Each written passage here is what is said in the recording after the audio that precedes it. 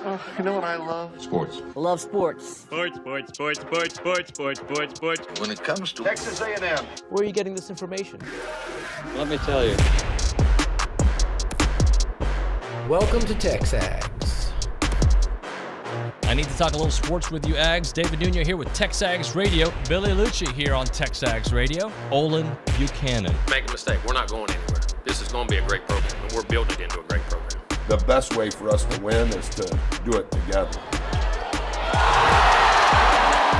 Do you realize everybody knows who you are right now? I stand by what we do and how we do it. Schools are like, we're freaking Texas A&M, man. Like, that's about as pretty a throw-catch combo as there is.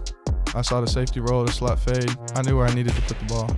You had no other option but one hand at that point. Yeah, man, 50-50 ball, I got to come down with it.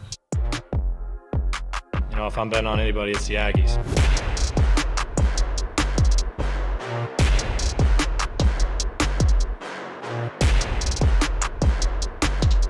All right, so do you believe that one game they can find their mojo? Like, we've seen this story offensively for the last couple years. We haven't seen them go back to the drawing board with Bobby Petrino, so we'll talk a little bit about that here this morning on TexAgs Radio, presented by David Gardner's Jewelers, Rollo Insurance Studio Go Hour, presented by The Warehouse at CC Creations. I'm David Nuño, and I've got Olin Buchanan with me. OB, good morning, buddy. Good morning.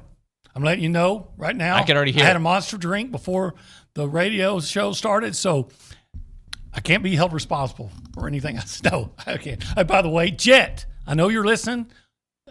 Thank you for always following us. Do you feel your heart going through your chest at the moment? I do not. I feel Okay. great. You do feel good. Okay, well, there you go. Yeah, I feel great. Sometimes when you are to have too much caffeine, there's the jittery bug going on. You know, and I just have a flavor of that of those that I like. Yeah. And so there's a lemon and tea. You know, it tastes kind of like an Arnold Palmer. I'd like to see how many milligrams of caffeine are in that. I don't know. You look good, though. You sound good. I feel good. I can tell. I knew that I would. I'm in a James Brown kind of mood. Kind of look like him. So you heard me start it off. By the way, it's Coffee Talk presented by TexAgs Coffee. Beat the hell out of the morning by going to texags.com and /coffee. Got my TexAgs coffee. I'm not a coffee drinker, as you know, but if I was and I had that coffee, do you think it would wake me up as much? You'd wake up, but you wouldn't. This is just a different level of wake up. All right. What time did you wake up this morning? 5. I want to say I got out of bed at 5:30. And what'd you do? I was going to run, or no, I was going to take a walk. I was going to do my walk run, but it was raining. Yep. So we have a treadmill. So I went in and did about a half an hour on the treadmill, 2 miles on the treadmill. Yep. Then I did my ab routine that I do it, but it doesn't work because I'm still fat. And then I did. That doesn't. And then that's not how it works. And then I did 50 push-ups. Okay. And then I looked and I was actually running kind of short on time today was going to be a tricep day. It'll have to be a tricep afternoon. Tricep afternoon. You heard me start it off. Can one game, can a bye week / a game? Because I'm going to tell you again. I've seen it happen. I believe A&M is going to win comfortably in this game. You can take that for whatever that means. That can mean 21 points. That can mean a couple scores. I believe what A&M is good at, South Carolina is not good at. I believe that Max is going to have time in this game. That's just reading the tea leaves, the notes about South Carolina. I feel like this is going to be a good game for A&M. Some people want to see doom and gloom. Fine, I get it. In this particular game, I feel good.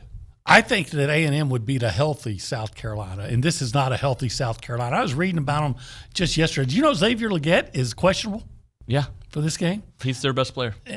And I think their top 3 receivers are out, and one of the guys, Van, hadn't played at all. Their offensive line? Their offensive line has had 10 injuries. Yep. I was reading that they were using converted tight ends and guys from other positions as depth now because they just don't have any depth at all in the offensive line. It's, you know what it is? They're having kind of the injury plague that A&M had last year. Buddy. And nobody cared that A&M Nobody was. cared. It's the SEC. You don't care. I don't care. Hey, it's like don't care. Remember in Goodfellas when they bought the he went partners. Paulie went partners in the restaurant. Yes. And they said you had a bad day. I don't care. I don't care. Pay me. Yep. I don't care. Pay me. And that's what it is in the SEC. Oh, you have some injury problems. I don't care. Pay me. Pay me. So, you know what? It's time for the Aggies to get paid. I don't care that South Carolina's having problems. Pay me. By the way, this is something that I think we're seeing more in college football now with the portal and with look. There's no reason LSU should be so thin in their defensive backfield, right? There shouldn't be, but they are. Now I understand part of the reason. They got guys that are getting in trouble and for whatever reason, right? But like we're seeing more of that in college football these days. As for South Carolina, I don't feel sorry for you. I've said before I like Shane Beamer. Fine. I think they're about to run into an A&M team that is going to make us feel better, and then we'll have to reevaluate come Ole Miss. Right. I'm not like, I don't want people thinking, I think we're going to go 9-3. That's not what I'm saying at all. What I'm saying is I think this is a get-right game for A&M. It should be. That may be closer than we want it to be midway through the third quarter, but it will feel like at the end of it, you'll look at the game and they'll be like, all right, they won by a few scores. They're good. They're good here. Yeah, they're going to say, well, we beat another team that doesn't have a winning record, but hey, Fine, you take any W you can get right now. Look, it's about momentum. It's about what it looks like to these recruits, what it looks like to those. I want them to have a game where they score 30-plus points, right? And then the Evan Stewarts of the world get their touches. Anais gets his touches. Absolutely. Noah gets his touches. Air it out. Le'Veon Moss is going to rush for over 100 yards. I'm banking on it right now. It needs to be all those things because we've said before, style points do not help you win games, but they help you win recruits. Yep. So I look at this game as, when I say get right, I don't know if it's going to get right for the entire season. I don't know what I think about this team. And that's a bad thing to say after 7 games. I do not know. I feel very confident when it comes to the inferior opponents, and I think you can't say anybody's inferior after what happened last year, but Mississippi State, South Carolina, ACU, those are all the games. Those are teams you should win. And win comfortably. But you should have beaten Auburn last year. Different year, though. It is. Different year. And I'm going to give Bobby Petrino a little bit of grace here, thinking, all right, the offense hasn't been working. This is what you get paid for, to be this mastermind. Let's get that offense working again. You've had a week and a half to really work on it, 2 weeks to work on it. Let's go. I wish I knew what was really going on with the offense. That doesn't look like a Bobby Petrino offense to me from the past offenses I saw him when he was good at Louisville and even at Arkansas. I need to go back and watch, and I don't know why we keep making the comparison to Ryan Mallett here, but I think of Ryan Mallett as a little bit of a statue. I don't think of Max as a statue. But how long did he hold on to the ball? I don't remember. I actually covered a game of theirs a couple times, and I don't remember that being an issue. And look, he was an NFL caliber quarterback. God rest his soul. Yep. And he was probably behind a better offensive line than A&M has. So, and I think that's people were joking about execution and all that on the boards. I get it on social media too. I do believe you give a little bit more time, right? Like adequate time. I'm not asking for the greatest offensive line of all time. I'm asking for our quarterback not to be facing fire, because Connor faced fire too. He just released the ball quicker. Yeah. But people were close to him. The games that he played, the Miami game, people were there. So give our quarterbacks a little bit more time. By the way, open up a hole for the running game too. Yeah. The running game has taken a step in the wrong direction the last couple of weeks against good defenses. I get it. I don't care. But you're supposed to be able to. You want to be a good team. So by the way, I'm sorry to cut you off. Get those short yardage. Tennessee, good running team. They ran into a really good run-stopping defense. And they ran on them. Okay, our turn. Come on, figure out a way. They need what your original question is, can this game kind of launch them forward? And I've seen it happen. I don't know if that'll be the case this year, but I've seen a team, they get that. You know what we thought it was one year, just 2 years ago, A&M beat Alabama, and we thought that was going to launch them. And then they went on, a 4-game winning streak? And then it came to a sudden halt at Ole Miss, and then they lost, let one get away from it at LSU. But that was almost the case, right? That you had a great chance after that win to finish unbeaten, and you let it get away. But, win week to week. Win week to week. Yep. And look, I never thought this was going to be this glorious year. I thought it could be. Like I thought if things played out right, I always thought the Alabama-Tennessee stretch was going to be the stretch where, all right, we'll see where this goes. You got to win the Mississippi games, and Ole Miss looks to be a harder game than we initially thought for multiple reasons. They look to be better than I thought they'd be. They got a big victory over LSU, and when A&M plays them, they'll be in the top 11, 12, right? Mm-hmm. What are they right now, 12th? I'd have to look. So not sure. And there's all kinds of reasons to question. Yeah. LSU. And I'm sorry, Ole Miss. Before the season, I didn't think Ole Miss would be the team that they are. I didn't think they'd beat LSU. Yeah. I don't know that there's another game on their schedule that I thought that they would not win or lose. I thought they'd lose to Alabama. Is LSU who you thought they'd be this year? Yeah, I thought LSU would be what they were last year. And I think they kind of are. They're the same team.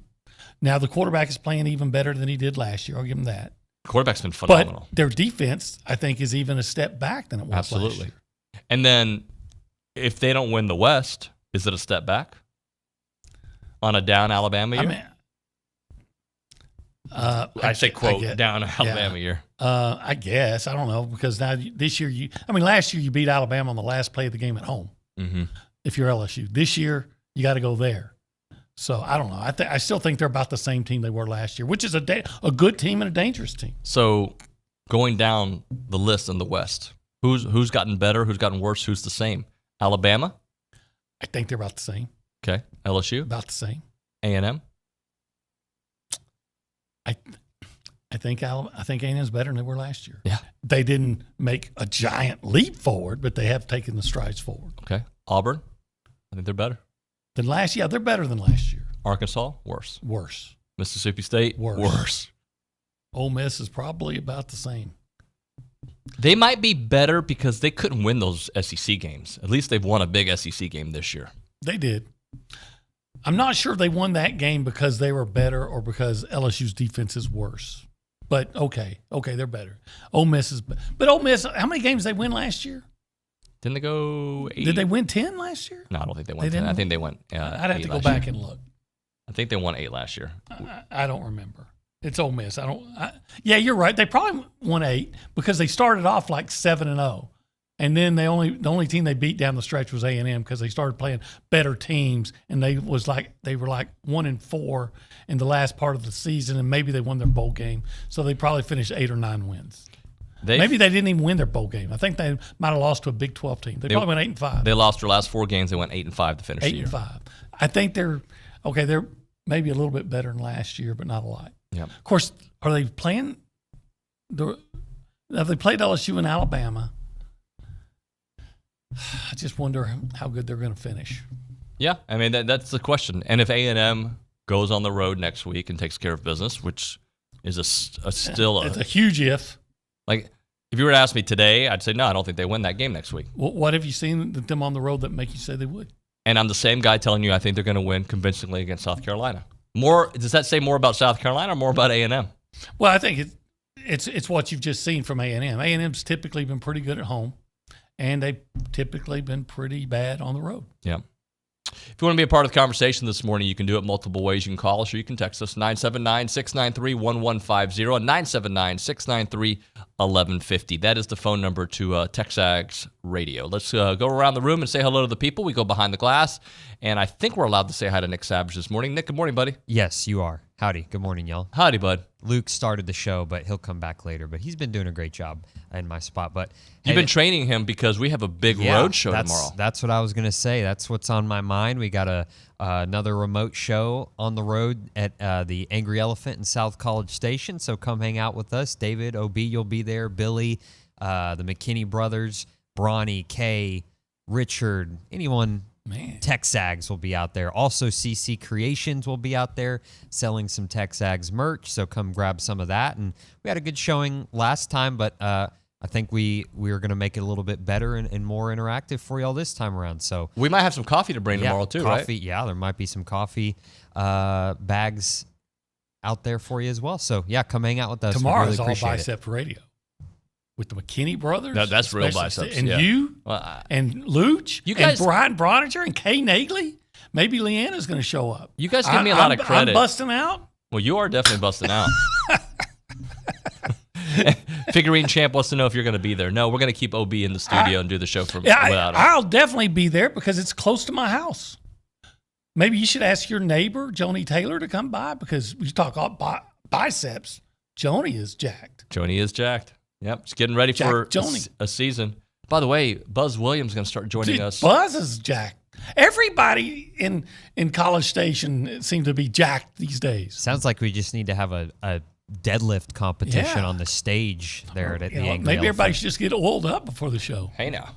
So there was a meeting, and Buzz was a part of this fake meeting that I'm having, and Buzz and I have suggested we have dress up day on TexAgs Radio once a week or twice a week where we got to dress up like we're actually, like at Sports Center. You know what I think they should do at A&M if I was in charge of marketing, because trying to get them more basketball. I would have a Buzz Williams lookalike contest to win like $1,000 and see, wouldn't that be cool? Everybody showing up trying to look like Buzz. Like a nice suit? Is that what you mean? Well, I mean, you not nice suits. You probably have the glasses, put a goatee together. Just try to look as close to like Buzz as you can. Look like Buzz Day. Yeah. Pack Reed look like Buzz Day. Yeah, I think that'd be, do things that make it fun and interesting. Let's go to the Angry Elephant News and Social Center. At the Angry Elephant, the Aggies do gather out there. Sorry, I almost read the Maroon U one.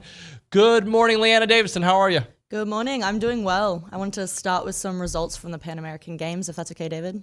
Let me think about it. Is that all right? Yeah, Pan Am. Yeah, sure. Yeah, sure. Why? Let's go. So the swimming and diving concluded yesterday, and we had 10 Aggie athletes present, both current and pros, finishing with 5 medals, which is an awesome result for the Aggies. That is awesome. Yeah, great stuff. We also have cross country in South Carolina getting underway in the SEC Championships. That will start at 9:08 to be exact. The men's 8K will commence with the women's 6K following at 9:50 a.m. We have equestrian at SMU today, starting at 3 p.m. Soccer will also play LSU at 7:30 p.m. tonight. Men's and women's swimming and diving have a meet tomorrow at home against number 6 Tennessee starting at 11 a.m. Volleyball will also play Tennessee this Sunday at 1 p.m. And finally, starting their season, men's basketball will play Texas Tech in the Compete for Cause Classic at 4:30 this Sunday, Arvo, in Denton, Texas. Looking forward to that one. Is that going to be on TV? I don't know. Huh. I don't know. I know Richard Zane's going to be there for us. Oh, good. Give him an opportunity to go home and see mom and dad. And then Kids always go home and see mom and dad. Whenever you can. Whenever you can. And even when you think I just was there. No, come back. Come back. They Yeah, want to see I notice it with my kids when I don't see them. I see them every day, but I need that kid time. And then I think to myself, I haven't called my mom today. I need to call my mom. I don't care if I'm almost 50. I got to call my mom every day. Yeah, imagine being poor Leanna Davidson's family, and they're all the way in Australia. Down under. I'm saying they're kind of heartbroken. Yeah, that's what I was thinking. And they only. When was the last time you saw your mom and dad? I saw them in June. Oh, never mind. That's a long. Yeah, it is June. a long time. It's still a while away. Yeah, you probably go a year. 5 months almost. Yeah. Do you go home for Christmas? Sometimes it's about $5,000 though. Pretty expensive stuff. Oh my gosh. Yep. $5,000 to fly to a. It's Christmas, so yeah, and Sydney is really Even if you buy it expensive. early. I mean, yeah. What if you fly somewhere else and drive? I still think no. Going to Australia is so expensive. You can't really go direct anymore, so you have to go multiple flights. And correct me if I'm wrong. Didn't you tell me you see kangaroo in Australia the way we see deer here? Is that right? Yes. All over the place. They cross in the road and was it a kangaroo? Yeah, there's signs everywhere for kangaroos. God, it'd be such a weird. I want to for see me. that. I want to see I do that. too. I want to go to Australia, but it's going to cost me $5,000. Yeah, I'm not going No, to that's Australia. just a Christmas time, guys. Oh, Don't okay. worry. But at Christmas time, that's kind of like the summer, right? That's the bowl it's game. beautiful. Yeah, we're going to be at the beach for summer. Australian bowl game. The Australia Bowl. They need to have a kangaroo bowl. God, let's do this. The Kangaroo Bowl in Sydney. And Outback can sponsor. There you go. I mean, I'm a marketing guy. Come on. Already an Hey, Outback yeah, Bowl. why am I not sponsored by Outback? NIL right there. Let's just move it. Move the Outback Bowl. Is it still the Outback Bowl? Yeah, well, I think they don't know. changed it. Maybe they call it the G'day Mate Bowl. Is the Outback Bowl the one in Tampa? Or am I getting it wrong? Yes. Okay. I think they changed the name. Okay. So it's open again. So you know what we should do? Spend $10,000 to have Leanna's family come to the United States for Christmas and take them to go eat barbecue. At Fargo's, because they're going to go far. take them to Fargo's, right? Because it's worth it. And you know what? Everybody should get a chance to experience rib tips. I mean, across the world. Yes. All the way to Australia. Come here just for the rib tips. Now, they don't offer kangaroo, but they offer everything else. Yeah, but you know what? If you could come up with some kangaroo ribs, I bet they'd make them taste good. But nothing's like those pork rib tips at Fargo's. But you can only get them on Tuesdays and Saturdays. Yeah. But so I wonder what day they would come in. Like if they came in today, would say, hey, let's go get you some pork chops and some macaroni and cheese. Oh, you know I like macaroni and cheese I know you like macaroni and cheese a lot. You can get a double portion of them, even though I go with the green beans because I like the green beans and macaroni and cheese kind of. It's a good They balance. work together. Yeah, I mean, you've got the veggies, you've got the carbs. But if you want to go with double macaroni and cheese, you can do that. You They'll can do give that. you you can get your pork chop grilled or fried. Yeah, I'm more of a grilled guy. Me too. Yeah. Even though Mama made a great fried pork chop, but I bet it wasn't better. Not better than Fargo's. Fargo's is the place Get you to some go. of that lemonade. That cool, refreshing drink, That my cool, friend. refreshing drink. See Maurice and Belinda and Alan. 1701 South Texas Avenue in Bryan, without a doubt, the what? The best barbecue in Texas, i.e. the world, and that includes Australia. You know that's their trademark. Because it's true. Well, go say hi to our friends there, Alan, Go Belinda, say and good day, Maurice. mate. Good day, mate, at Fargo's.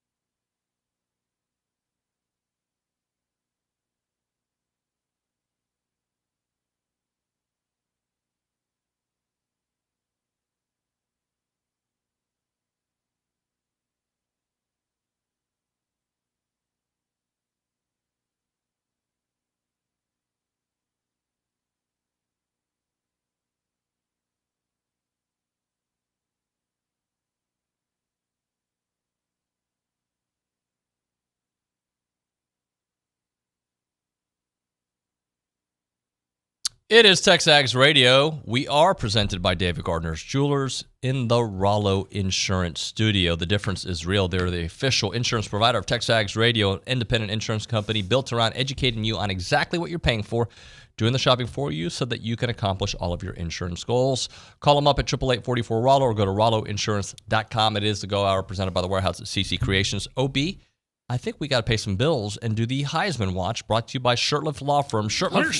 Hunter Shurtleff. He'll be here later on today, delivering justice for those who need it most. Okay, my friend, where do you want to begin with the Heisman? Well, first of all, I've it's not all quarterbacks. I brought some new guys in. I saw that. And actually, I have two guys from one school. Oh. All right, so let's start I here. think I know what school it is. Be sure to, jump in and disagree with me whenever you feel like it. We'll start number 5, Marvin Harrison Jr., the Ohio State wide receiver. He's on a hot streak. He's had at least 6 catches for at least 105 yards in each of the last 3 games. Last week, 11 catches, 162 yards, and a touchdown in that 2012 victory over Penn State, which I missed. I took the Nittany Lions. He's exceeded 100 receiving yards in 5 games, had at least 160 receiving yards in 3 of those on the season, 42 catches, 766 yards, 6 touchdowns. He's averaging over 18 yards a catch. That's fantastic.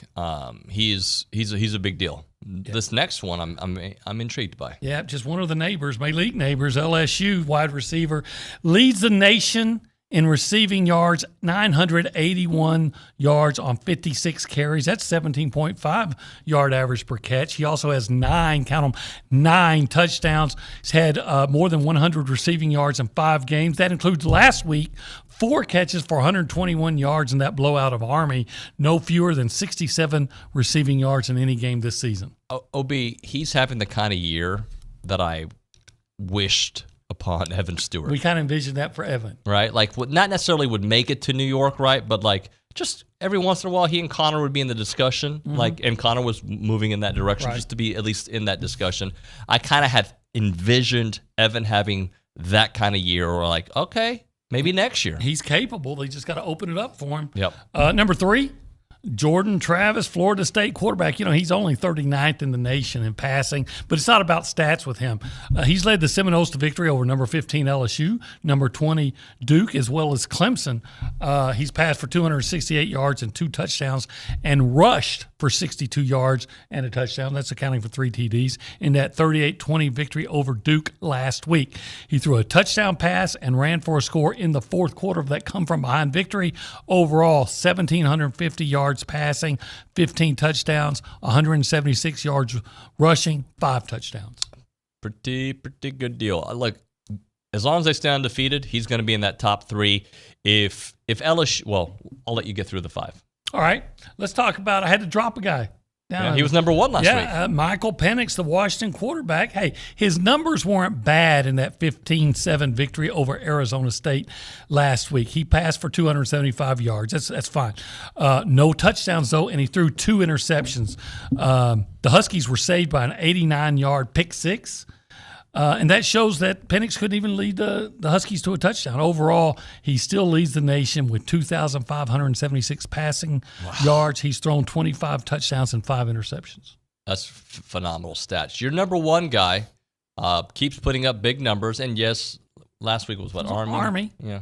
But he's been consistent all year. Much all year. He's through 8 games. Jaden Daniels, LSU quarterback, leads the nation in total offense with 3,094 yards. He's passed for 2,573 and 25 touchdowns with just 3 interceptions. But he's also rushed for 521 yards and 5 touchdowns. Last week, he completed 11 of 15 passes, 11 of 15 for 279 yards. So when he was completing them, they were going for a long way. 3 touchdowns in that 62-0 victory over Army. To get another loss, does he stay there? It depends on how it looks, because you can't blame him for that loss to Ole Miss. I mean, he played great, and quite frankly, he wasn't really responsible. He could have played better, but he wasn't the problem when they lost to Florida State. Yeah, Florida State. Sorry. So basically, it's a dead heat between those two. But if I had to vote today, I'd probably go with Daniels based on the fact that Penix struggled last week. Yeah. What about Bo Nix? Is he anywhere in your? He's on my radar. Radar. I'm still waiting for him to really go off in a big game win, and I think he has big games coming up. But once again, here's some apprehension. Go look at and I'm not telling you I'd actually do it right now, but go look at the national rankings in pass defense, and you're going to see Pac-12 teams and teams that Pac-12 teams have played way at the bottom, and it just raises the question: are all those Pac-12 quarterbacks really that great, or are they playing really bad pass defenses? Shedeur Sanders, Bo Nix, the guy from Washington State. I can't think of his names right now, but he's having a big year. Penix. There are others. I'm just not. Cam Ward. Yeah. There are others too. I'm just not thinking of them right now. But there's some really bad pass defenses. So you kind of have to balance it. You don't want to completely dismiss somebody, but like I said before, I can remember when the quarterbacks here were, putting up insane numbers against bad defenses. Does that mean you're a great quarterback, or do you just look good against bad defenses? Yeah, I just want to see. But Bo is on my radar. He should be on your radar. I'm trying to think who else would be on my radar that we haven't discussed. Definitely. Well, I had to drop Caleb Williams. Can Caleb Williams get back into the I don't know. He threw 3 interceptions last week. Mm-hmm. I think, was it last week they threw, or maybe that was Notre Dame. Go look at the caliber of teams defenses that Caleb Williams has played, and then look at what he does against maybe upper tier defenses, and you'll be alarmed at the difference. You see these rumors that Lincoln Riley is considering leaving. They're all over the internet, and I think it's just I don't message know board what's chatter. going on with him, but he's ill or something, right? Supposedly. And then I think I read something where he's trying to. I'll just say this. I don't want to say anything out of turn, but he's developing an acrimonious relationship with the local media. Like, you can report he this, you can't somebody, report. Yeah. What? You're going to tell somebody they can't come to your press conferences because you don't like what they've reported? Now, if you know that they're reporting an outright lie or untruths or breaking certain rules that are set, like there was a guy here that once followed a recruit into the bathroom and told him he was a coach, which he's was the guy true. who's been fighting people on the social media. That guy, you do something like that, I get it. Yeah. But if you're just reporting things. Well, I believe the reporter who got suspended for a week or whatever it was had an off conversation that wasn't supposed to be reported, or heard something at practice that you weren't supposed to report, kind of thing. If I hear something, unless we agree beforehand that something is off the record, it's on the record. All right, let's hit a break here. We'll come back. I want to get more into the matchup with South Carolina with you, OB. We're going to go deeper into that. Right now, we're talking about the Association of Former Students. Is game week, and if you're headed to the game on Saturday, let the Association of Former Students be the place that you party with the All Aggie Hullabaloo. You can do that at the Clayton W. Williams Jr. Alumni Center. Make that your game day headquarters for this weekend and enjoy free coffee from Go Go Coffee Company and free drinks courtesy of Kristen Distributing, as well as food for purchase from Raging Bull Street Taco and Pop Pop's Dandy Dog. You can also do some pregame shopping at the vendor marketplace with Beaded Blondes, the Charge Apparel, Kendra Scott, and Game Day Boots, all while listening to music from DJ Rob. Plus, if you have questions about your Aggie ring or need to have it resized, the Aggie Ring office will be open throughout the event. It is the All Aggie Hullabaloo starting at 9 a.m. this week. Admission is absolutely free. Don't miss out on a great event, and don't forget to register to claim your wristband at tx.ag/All Aggie Hullabaloo.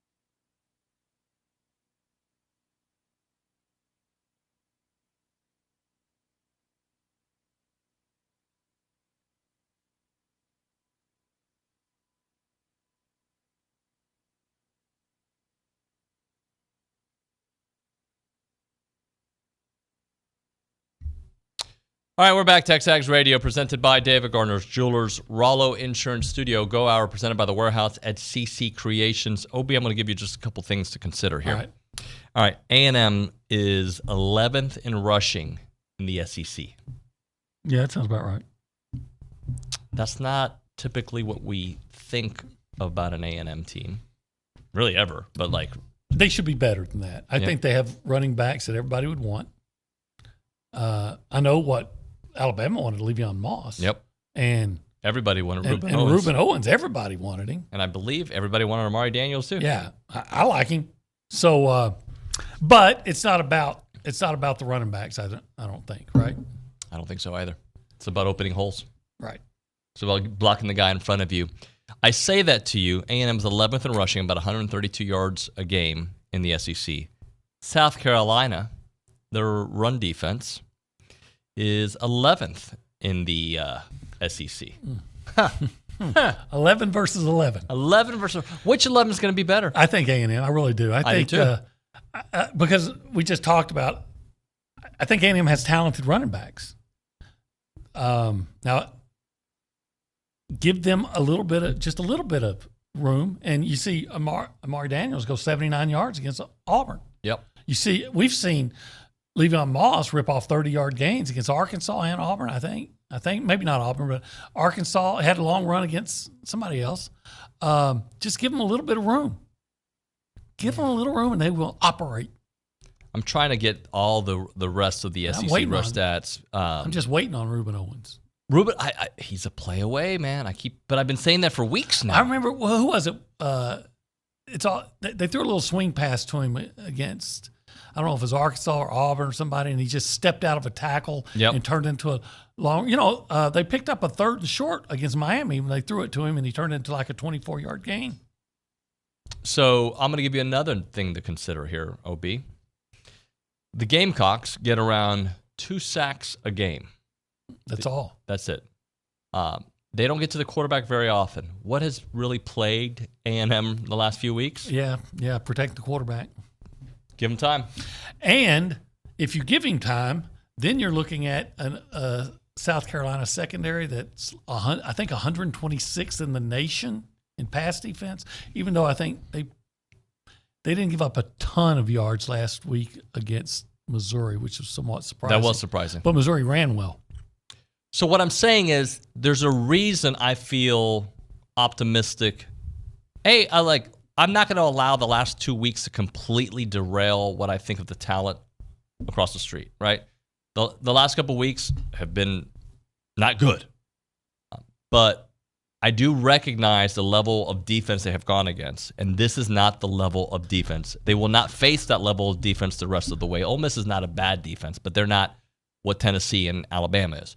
So I think about that. I think about where A&M has struggled, which has been on the offensive side, and what South Carolina struggles at.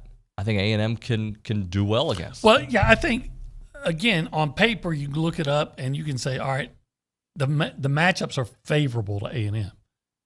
Can A&M exploit the areas where they appear to have an advantage? And sometimes they don't. Yeah. You didn't even get into the pass protection issues. A&M is one of the best, if not the best, in the country at pressuring the quarterback. South Carolina is one of the worst in protecting the quarterback. So we start stacking these reasons. You're playing at Kyle Field. You've had a bye week. You've had hopefully a chance, and the hopeful is the part that we don't know, but hopefully a chance to kind of tinker with your offense in that time, absolutely. Right? You are really good at getting after the quarterback. They are not very good at getting after the quarterback. You've had a hard time running the ball the last couple weeks. When you run the ball well, you win games. This team gives up a lot of rushing yards. They're starting to stack into the reasons I'm optimistic this week. The one area, the one matchup where you would think South Carolina might have an advantage is their passing game against your secondary. Yep. And we don't know if their best receiver's playing or not. Correct. So, and I've said this a few times on the air. I'm okay with them. I'm not okay, but I'm okay with them. Couple deep passes that get through. Okay. That's going to happen. That's going to happen. Exactly. If you give up 14 points because they got a couple bombs, and that's you better be able to score more points than that, because your defense has kept you in games, kept offenses at bay, completely at bay. Tennessee's offense looked terrible against A&M. Part of that is Joe Milton couldn't complete a pass, right? A deep pass, and they dropped some passes. But maybe some of that is because of the pressure that he was feeling. And I think so. So that is part of the reason. That's why Alabama had a ton of false starts. Yes. It wasn't the noise. Alabama plays in noisy stadiums every week. It was because those offensive linemen were trying to get a head start on trying to block, because they were struggling to block that A&M pass rush. Yes. They were a little bit intimidated. And I talked to a South Carolina insider yesterday. Last year, the A&M game seemed to catapult them into a little bit it meant so much to them. It did. And it gave them a little bit of confidence moving forward. This will not mean that for A&M. But I think confidence can be gained by getting back to what you do well. Mm-hmm. And if you have a game where your defense does what we've seen all year long, right? No reason to believe they can't keep doing that. And you have a game that you finally do feed the studs. Yeah, I mean, it's set up there. Everything, all the quote indicators, the stats and the intangibles, all point toward A&M. So let me ask you this: after everything I just laid out of why I feel confident for this game, what if it is a close game and you're not able to capitalize on those things? Well, at this point, I'm just like, hey, give me a win, right? At any way possible, get me a win. But I think it raises even more questions of where you're going. If you lose, you're like, well, I'm going to go back to the Auburn game because I remember you were not satisfied, right? They and won the game. I got criticism for that. Yeah. You were not satisfied because you're like, I see what's coming ahead. And you can't make these types of mistakes in those games. Right. And that's why they lost those games. I don't want to say this is the exact same scenario, but if you aren't able to throw on this team, if you aren't able to protect Max in this game, then I don't know then I think we know the way the rest of the season goes. Unfortunately, but I will also say, just because you are able to do those things, it doesn't ensure any kind of success the rest of the way, especially knowing you're going on the road 2 of these games against teams that you have struggled with. Here's what I'm going to make you feel better about, Aggies, for the rest of the year. Here's where your remaining 4 SEC opponents, where they rank in the SEC in total defense. Mm-hmm. South Carolina, 14th out of 14. LSU, 12th out of 14. Mississippi, 11th out of 14. And Mississippi State, 9th out of 14. Huh. You've played, you've done the heavy lifting. Alabama was is third, and Tennessee is 4th. And by the way, you could have won those games. You could have won those games if you just don't make your same mistakes. So clean up your own act, and you may be okay. But this is where I push a little pause there, because yes, but the mistakes you're making and the issues you're having are the same ones from last year. Right. You're not scoring. That's who you are.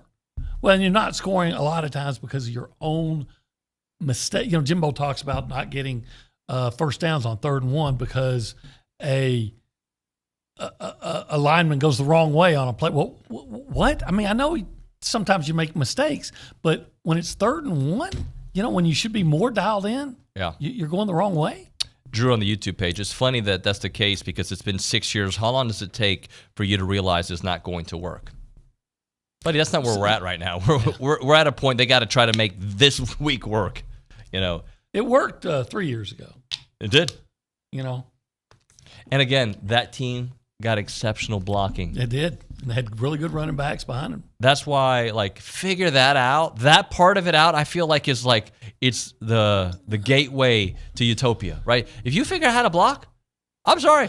I think it's going to be, what I'm going to be most interested in is before the game. And I'm going to be looking to see who any looks changes like, on the offensive line. Who looks like they're in the starting offensive line. Are they going to be making any changes in this 2-week window? Yeah. Let's hit a break here. We'll come back. Stephen McGee's in the house. Charge Apparel time. Aggie owned and operated, purpose-driven apparel brand. They are veteran-owned and operated, by the way, as well, and donating 12% of their total sales to organizations that support U.S. veterans and mental health initiatives. You need to check out Tucker and Travis. They are awesome. Great Aggies, met in the Corps, and they went to the military, and then when they separated from the military, they started the Charge Apparel, and the clothes are awesome. A lot of times I wear it on game day. The maroon polo is one of my favorites. It doesn't matter how big, tall, small, short you are. You can be real small, you can be real tall. These clothes fit you perfectly. They've got the polos, they've got the tees, they've got the fabric, and they're going to fit you exactly the way you want. And remember, 12% of their total sales are going to initiatives that help out veterans out there. So make sure you check out the website, thechargeapparel.com, thechargeapparel.com. Find them on Instagram, The Charge Apparel, or on X, The Charge Brand. It's The Charge Apparel.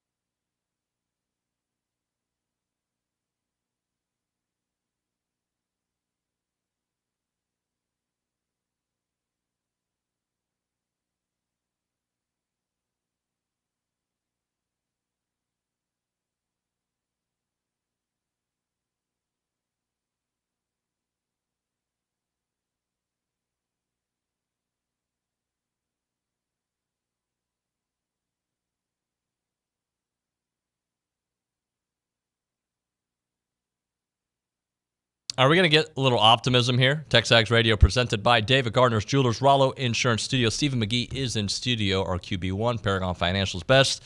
Stephen, good morning, buddy. What stat are you pointing at? Oh, just looking at this paper on the desk, and it was the Heisman contenders and who's favored. And I just asked OB, because he's the Heisman guru here, if J.J. McCarthy is actually the favorite right now. I wouldn't put it. Can Michigan actually play an opponent with a pulse before I say their quarterback is a Heisman contender? They may not make the playoffs if the stuff keeps coming out on this whole thing. You brought that up. I'm not going to go on this line, but a couple of years ago, North Carolina, right? Yeah. Was creating classes that didn't exist for their athletes to take. The classes didn't exist. They were just, hey, this is the way we get you eligible. Remember that? What punishment did North Carolina get? Nothing. Yeah. So that's okay, but oh my gosh, somebody videoed somebody's signs. That gets you in trouble. How screwed up is that? So you don't think they should get in trouble for No. Okay. If you want to fine them some money or say you can't. Don't do that again. Yeah, but because everybody tries to steal signs. Well, yeah, if they didn't try to steal signs, why would they have those big curtains behind them? Right. In the 2013 championship game, Florida State and Auburn, you remember that being a really close game, and Auburn was winning? Yeah. And I read about, they were saying, what's going on? And one of the Florida State players said, Coach, who's the receivers coach for A&M now? Damien Craig? Coach Craig, he was on the Auburn staff, but he had coached at Florida State the year before. He knows all the signs. That's right. That's right. They had to change their sign. That's just part of sports. Now, if you want to get your feelings hurt about it, so they were using technology to steal signs, don't do that again. We're going to fine you. But that's an issue. But creating classes that didn't exist, you don't get in trouble for. Yeah, that's bogus. That's bogus. Let's do a little buy-sell lease. Likelihood of do you see how I said that like Louis? Likelihood of A&M's record. All right. So you got to buy, sell, and lease. 8-4, 7-5, 9-3. I didn't put 6-6 in there, obviously, unless you want me to substitute one. Boy. Okay. Do you want me to go first? I will. I'll buy 7-5. Okay, you're buying 7-5. I'm selling 9-3, and I'll lease 8-4. All right. Okay, because I'm like Charlie Brown, who keeps thinking he's going to get to kick the football, and then she pulls it up and he falls on his face. I'm going to buy, because of that, I'm buying 8-4 because I haven't learned my lesson about A&M on the road yet. Okay. So I'm saying they're going to beat South Carolina, and they're going to finally end that road misery at Ole Miss. They're going to beat Mississippi State and ACU and go 8-4. So I'm buying 8-4. Buying 8-4. What are you leasing? 7-5? 7-5. And you're selling 9-3. I can't. There's nothing that I have seen that tells me that A&M can shut down LSU's passing game, and B, fully exploit LSU's porous pass defense. So I could see them losing in Baton Rouge something like 42-28. Stephen, we're about to hit a break, but do you believe what we believe, at least that I believe, that A&M is going to take it to South Carolina this weekend and give us maybe some false hope? I can see it happening. My concerns is that if they find a way to get the ball in their hands, our D-line doesn't get pressure, I still think the back end can be suspect. And I know you love him or hate him, Spencer Rattler is a talented thrower of the football. Like just a pure passer. I'm not saying he's a great football player. I'm just saying pure thrower. He's very good. And if he gets hot, he could put up some yards. McGee. We got to hit a break. We're coming back with Ryan. But you stick around with us. Stick around. Bye.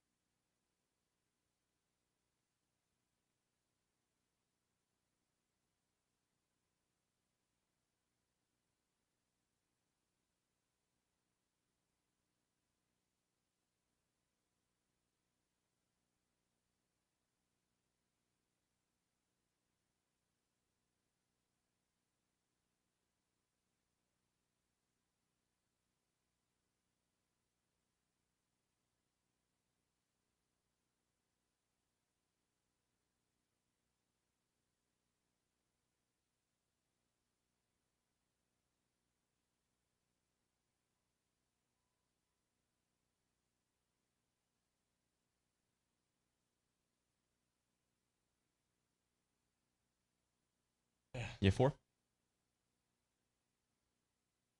We're back. TexAgs Radio. Sorry. Off the air conversations that make it to the air. But the good stuff is about being dads. We all like being dads here. Ryan Swope's with us. Stephen McGee's with us. Olin's sticking around. He had a question for McGee, and now he's just going to be part of the segment. What was your question? Okay, Stephen. Look, I know you won't say anything bad about former teammates because you're a nice guy. But I'll ask it this way. From the press box, when you were playing, it appeared sometimes you were behind, let's just say, protectionally challenged offensive line. So, as a quarterback that may be behind lines that struggle in protection, what do? You better get the ball out of your hands. And that was one of my problems, I think, was I held the football. But quick game. I love screen passes on early downs. And look, it's hard. I know you sit in our seats and you're like, you can question every decision that offense coordinator makes.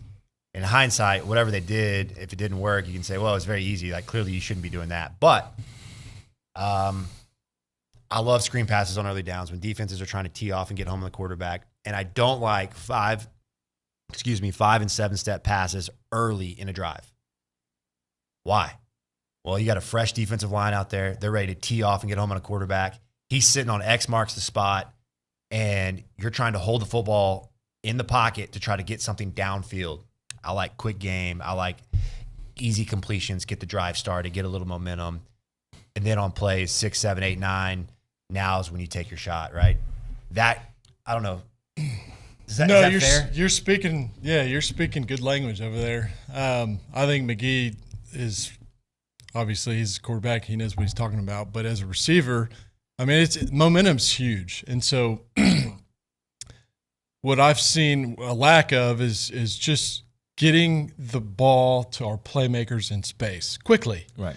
And that's mixing in bubble screens or your Omahas, your 3-yard out routes, your options, your slants, getting the ball in Anias's hands and letting them do their thing because they're very talented. We've got so much talent. Let's just get in a rhythm. Isn't that a frustrating part of it? It's so you've frustrating. You've got the dudes, yet you're not doing what we expected you to do, which is feed those dudes. Right. And so I think we've come to agree up there that, it's our offensive line is struggling. So why would we go drop back 5 or 7 steps and put all that pressure on them, against these SEC lines? You can't do it. So let's figure out a way to get the ball in our playmakers' hands quickly. And then, it's just kind of common sense. It's a little bit of both, right, though, Stephen? Like, the line has struggled, but then Max holds on to it much longer than Connor did.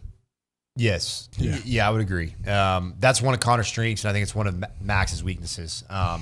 Now, you put them in a different situation, maybe the outcomes are completely different. And I'm not saying one's better, one's worse. I'm not trying to get into that right now. I'm just saying he could help himself. I think it's really a cumulative effect of all phases of the offense. So play calling, you could help him get the ball out more. Offensive line could obviously hold up better. The quarterback could get the ball out of his hands quicker. And one thing we haven't discussed a lot, and I'm curious to know your take on this, Swopey, is receivers. I know we don't get a lot of good shots on the TV cameras because they're tight, but to me, there doesn't seem to be a lot of separation consistently for a receiver group that gets so much acclaim of being great. Have you seen that? Yeah, I really haven't. I think I saw more glimpses of that separation early on in the year. But here, as of late, very little separation. Is that caliber of opponent they're playing? Is it something else? I don't know, because I know that. How do you get that separation? Well, first of all, you study film and you figure out what your opponent's doing and then how can I get open? Does this guy play a lot of press coverage, or is he playing off 5, 6, 7 yards, and then you kind of take it from there. That's how I went in and kind of dissected the film, and then I'd go take that over to the practice field. And so I'm not saying that creates separation out there, but then I know that those kids are talented enough that if they were to go do that, they can create separation. So I think, I don't know if we're lacking film room or they're making those proper adjustments, but And then obviously just Max not having time, that doesn't help either, because you're kind of constantly having to, instead of, let's say you've got a route that you've got to get 15 yards or get 12 yards, and you're constantly, once you get to 12 yards, you look back and the quarterback's already on the ground. It's hard to continue to get to your depths, if that makes sense. So you're constantly, you're rushing to get to your point, just because you know that there's no time. And it just creates problems. There are guys that have the ability to get open with just natural talent. Doesn't matter the coverage, like they just have, like, they're going to win no matter what. But then there's guys like, and I always go back to Jason Witten, because he wasn't the most talented guy. He wasn't the most talented tight end on his roster, even though he's a Hall of Famer. Right. But he was the smartest football player I've ever played with. And he understood leverage and technique of defenses. And so, you get out there and you know the weakness of the coverage, and then how you're going to run your route. And we used to talk a lot about stems and how he could get open just by understanding and being a smart football player. That got him probably 70% of his catches. 100%. So, to Swope's point is, like, if you can understand not just what the coaches are asking you to do offensively, but you know what the defense is doing and the weaknesses of coverages, you can expose them. Right. You know how to run your route to get open versus cover 2 or cover 3 or man or 10 dog. Now the middle's vacated. Now you know he's inside leverage. By the way, how does film work now? I mean, I know you guys aren't playing now, but I'm assuming when you watched film back in the day and when you watched, it was different than it is now. Now they have the access on their iPads, right? They have. So is it like a team film session and then, hey, go study it yourself? How did it work in your day? I mean, it might be different. I'm sure it is different now, but for us, it was, you go collectively as a group and you go watch it and you study and you see what's going on. But you also had to go in and put in the time. Like I had to go in, after study hall, and I'd go watch, 2 hours of film. I'd go watch my opponent and see what they're doing. And that way I was prepared for that, that next upcoming week. I could see what the DB's weaknesses are, and kind of get a better understanding, and then kind of convert that over to the practice field. But you actually had to physically, we didn't have iPads. We didn't have that luxury. Right. You had to physically go in, which was great. But I'd go in there with, a quarterback, I'd go in there with McGee or whoever and kind of really study it and kind of get a good game plan together, because that's how you create a chemistry, which is the most important thing between a quarterback and a receiver, is creating some chemistry. So not just only on the football field, but we would go in, I'd go in with Tannehill. We'd watch film, strip it down, and get an understanding together. And that was the best way that we kind of attacked it. I don't know how you guys did it, but VHS?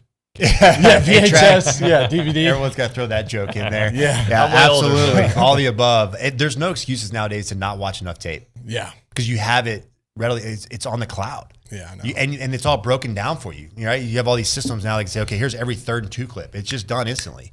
They have all that stuff just categorized. You can start interjecting in this like AI thoughts in there. Like, hey, here's like the, on this down and distance and, down, like this is what he's going to call as a defense play coordinator. You can start getting all this data from breakdowns now that you previously, it would have taken a lot of work to get, right? Man hours. And so that stuff's readily available. It's easier to watch tape. You can watch it at home on your couch. So they should be digesting a ton of that, but ultimately it's about getting it done when the lights come on and executing. There's some great football players I knew that didn't watch any film. So I think that if you look at the commonality of success, there's going to be a bunch of guys that did all the work and preparation, but there's always an exception to the rule.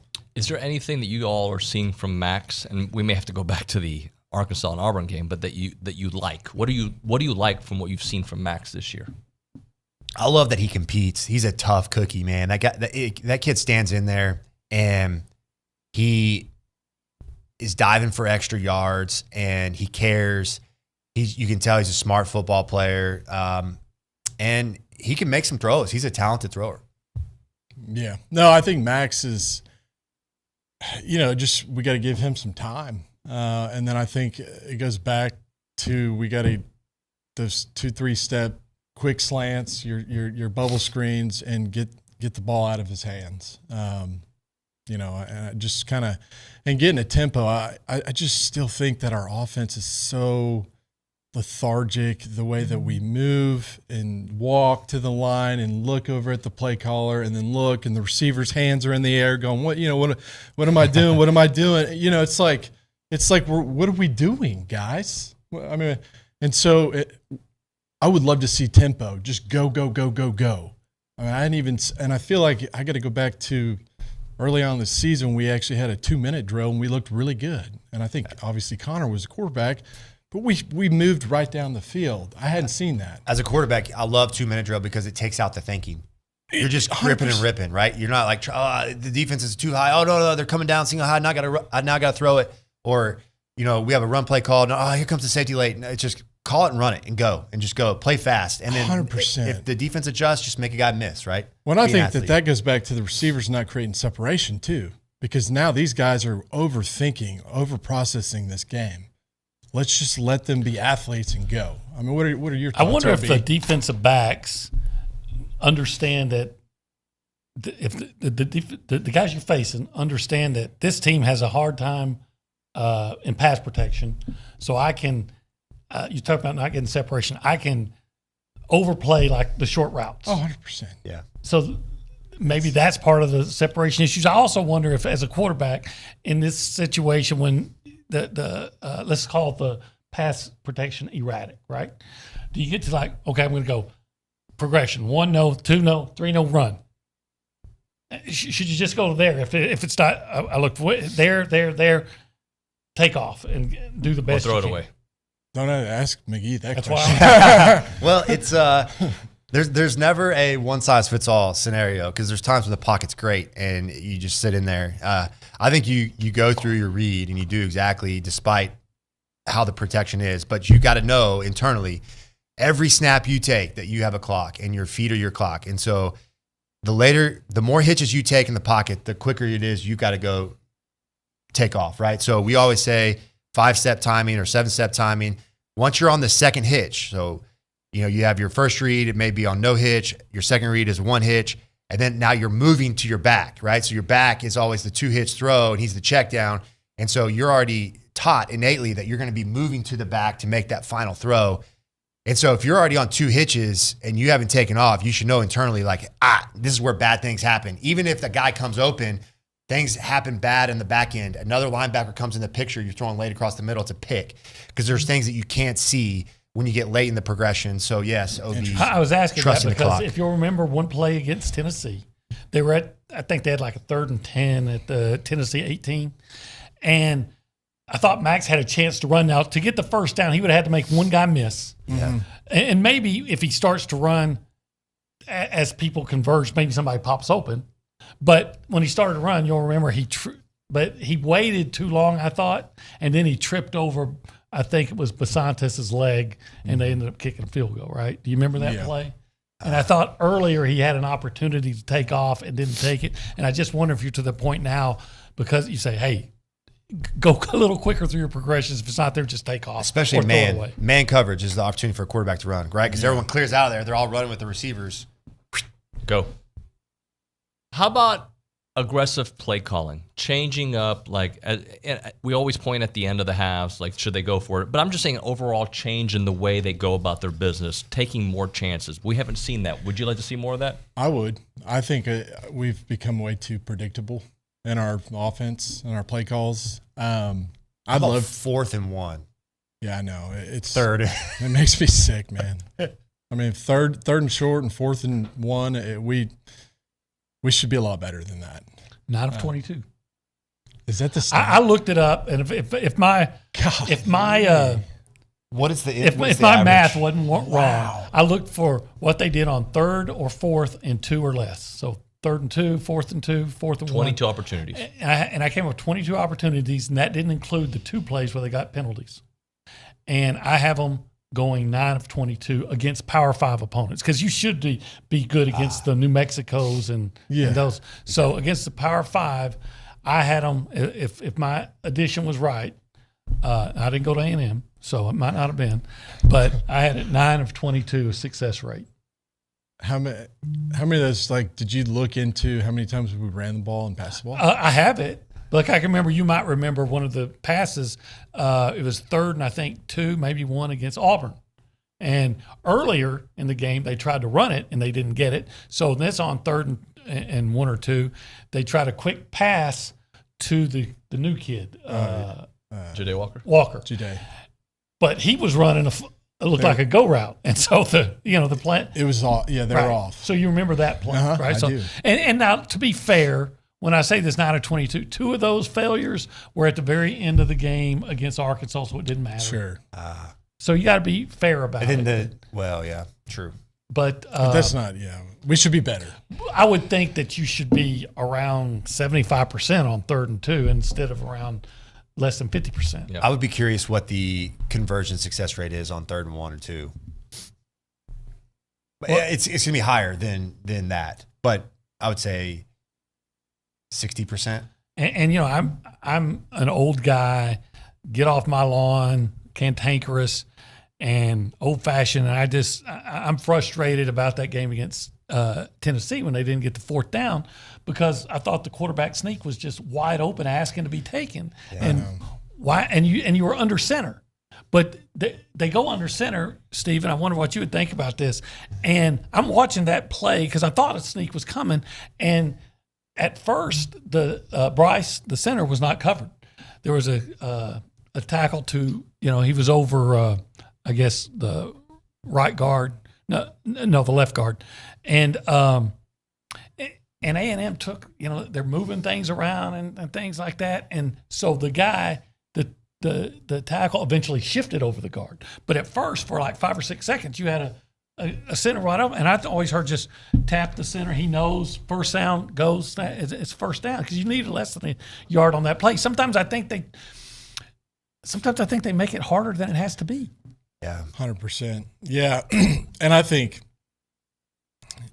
that's part of the problem. But I also think, and I think the last 3 weeks I've seen a different offense. It wasn't the same offense that we opened up with, and not the same offense we saw against Arkansas either, right?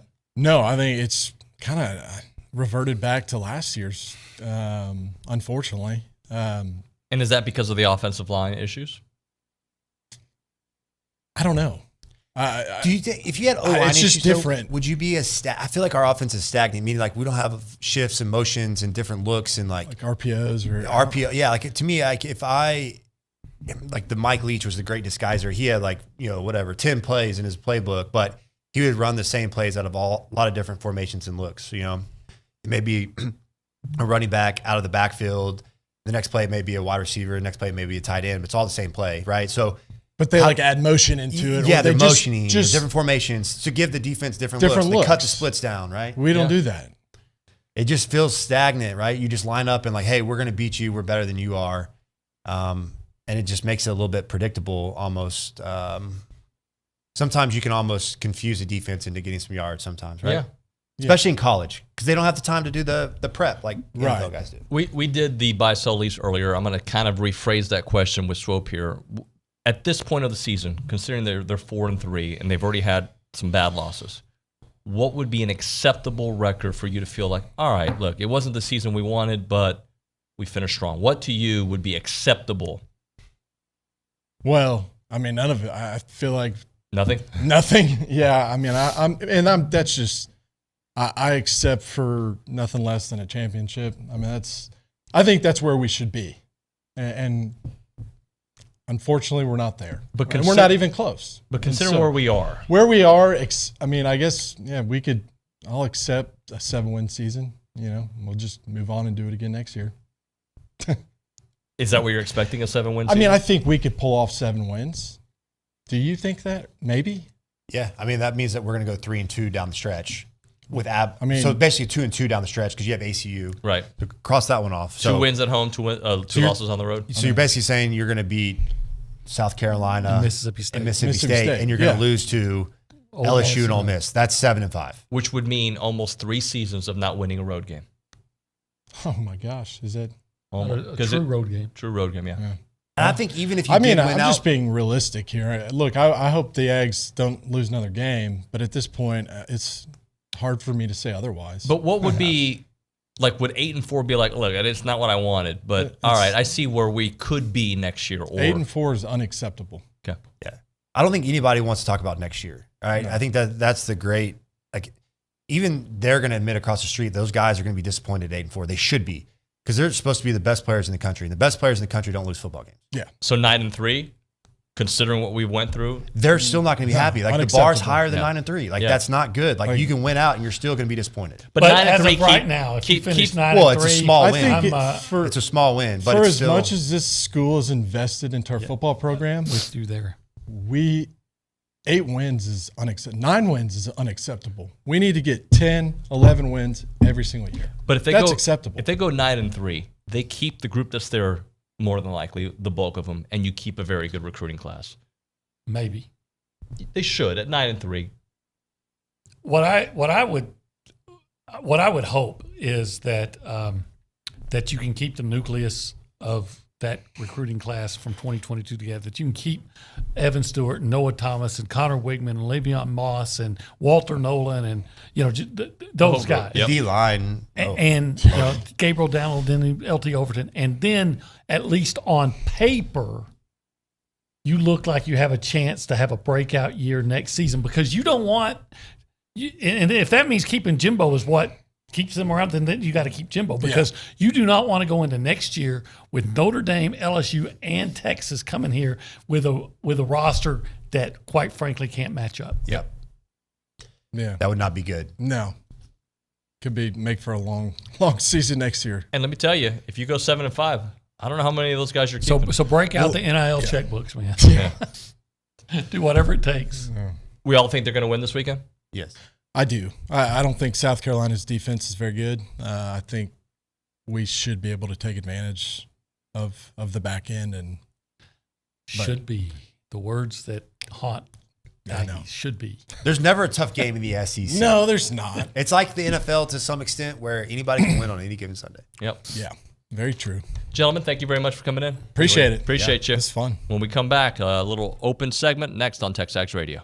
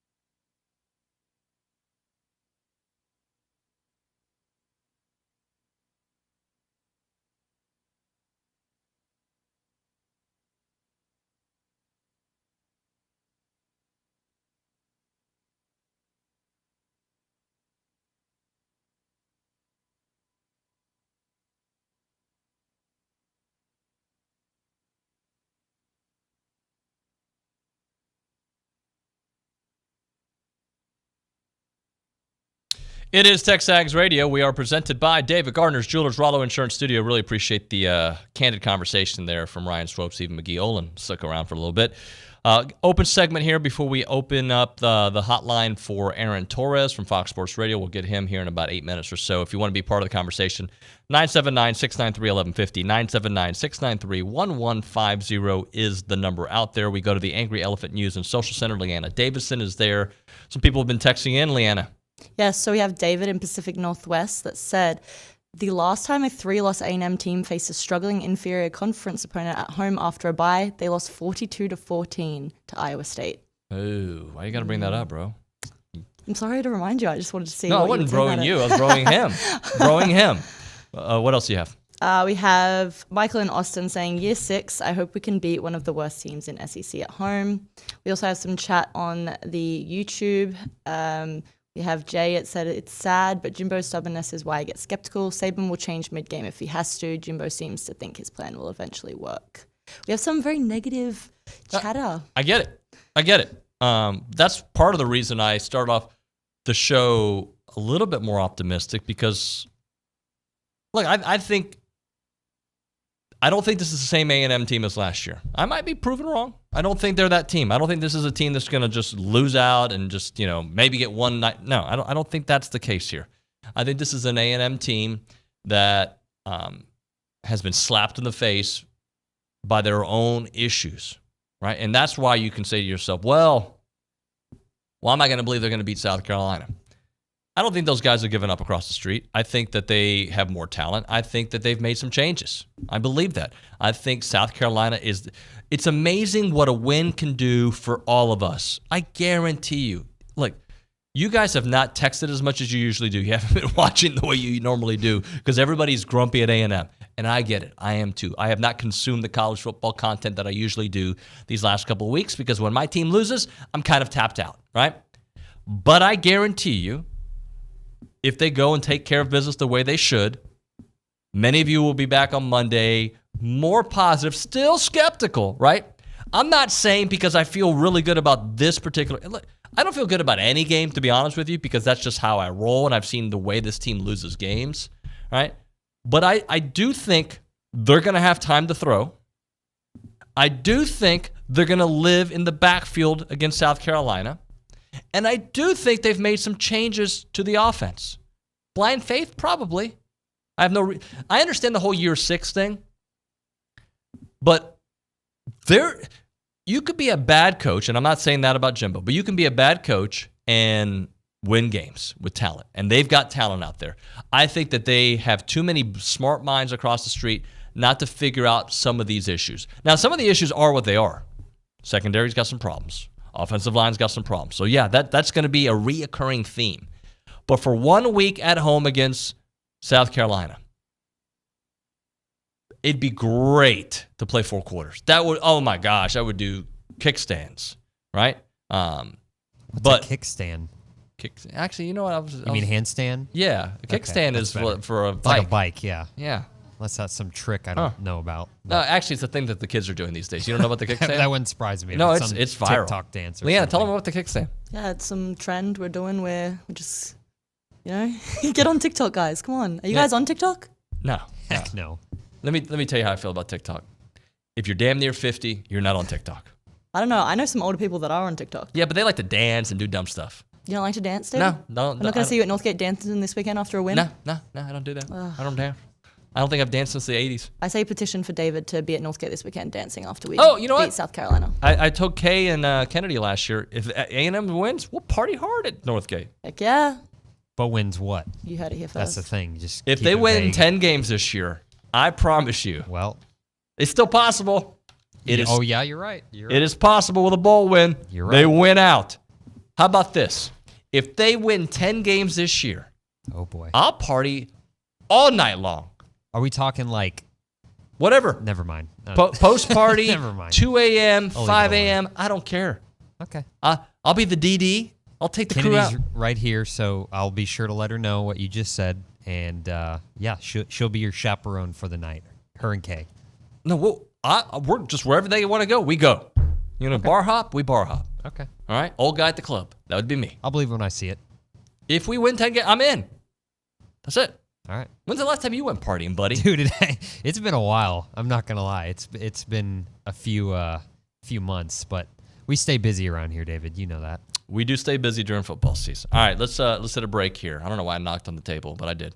We will come back with Aaron Torres. Right now, we're talking about Chance McClain. I was talking to Brian Foley yesterday. He was in office. He's going to be a future sponsor, and he's like, man, I can already hear the spot in my head. I can hear it, right? Like, I can hear you talking about your buddy Chance and the movies and the documentaries. And one of the things there's going to be a point in time.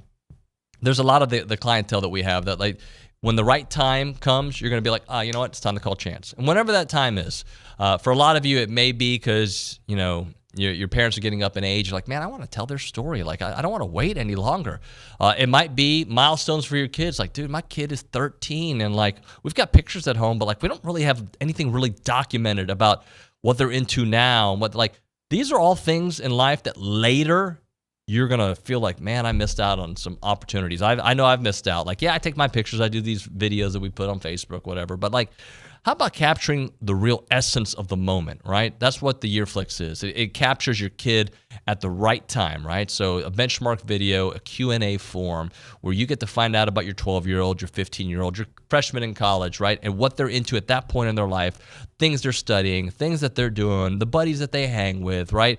Things that they feel about, their favorite movie, like, but in a Q&A form, and then you can do it again for the sophomore year, the junior year, or the senior year. You have that as an option with Yearflix. You got the Heritage Film, which is more the documentary for your grandpa, right? Your dad. Hey, you don't want to wait till it's too late, and then you can't have his story told by his words. It's an amazing thing to do, and when you watch it as a family, you guys, it's going to be emotional, it's going to be great, and you get to have your kids there and their kids. It's just an awesome deal. The website is yourheritagefilm.com, yourheritagefilm.com, 713-893-8341, 713-893-8341.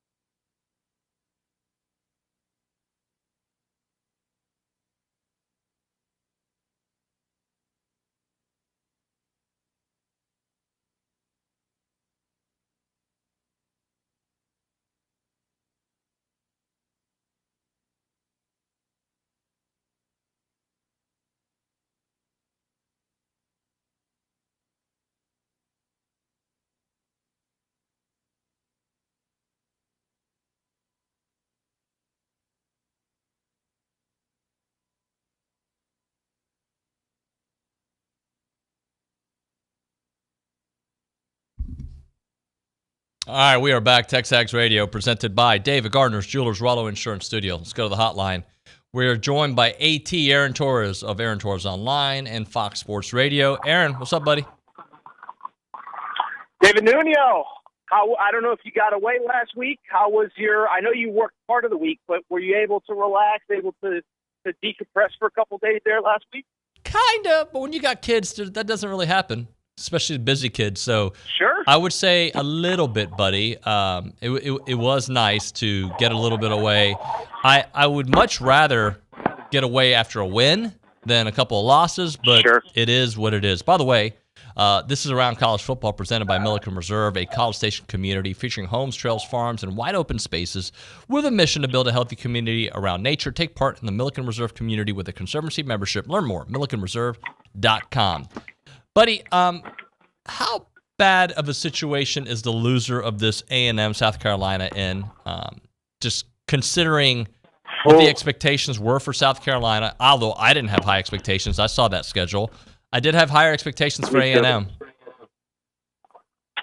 Yeah, no, I kind of joked, on my show and, in one of my articles, like, this is the, the low approval rating bowl, basically. I mean, as far as SEC fan bases that are just really frustrated right now, I mean, I guess you could probably throw Arkansas in there, although I think Sam Pittman bought himself a little bit with firing the offensive coordinator. But I bring it up because neither fan base is happy.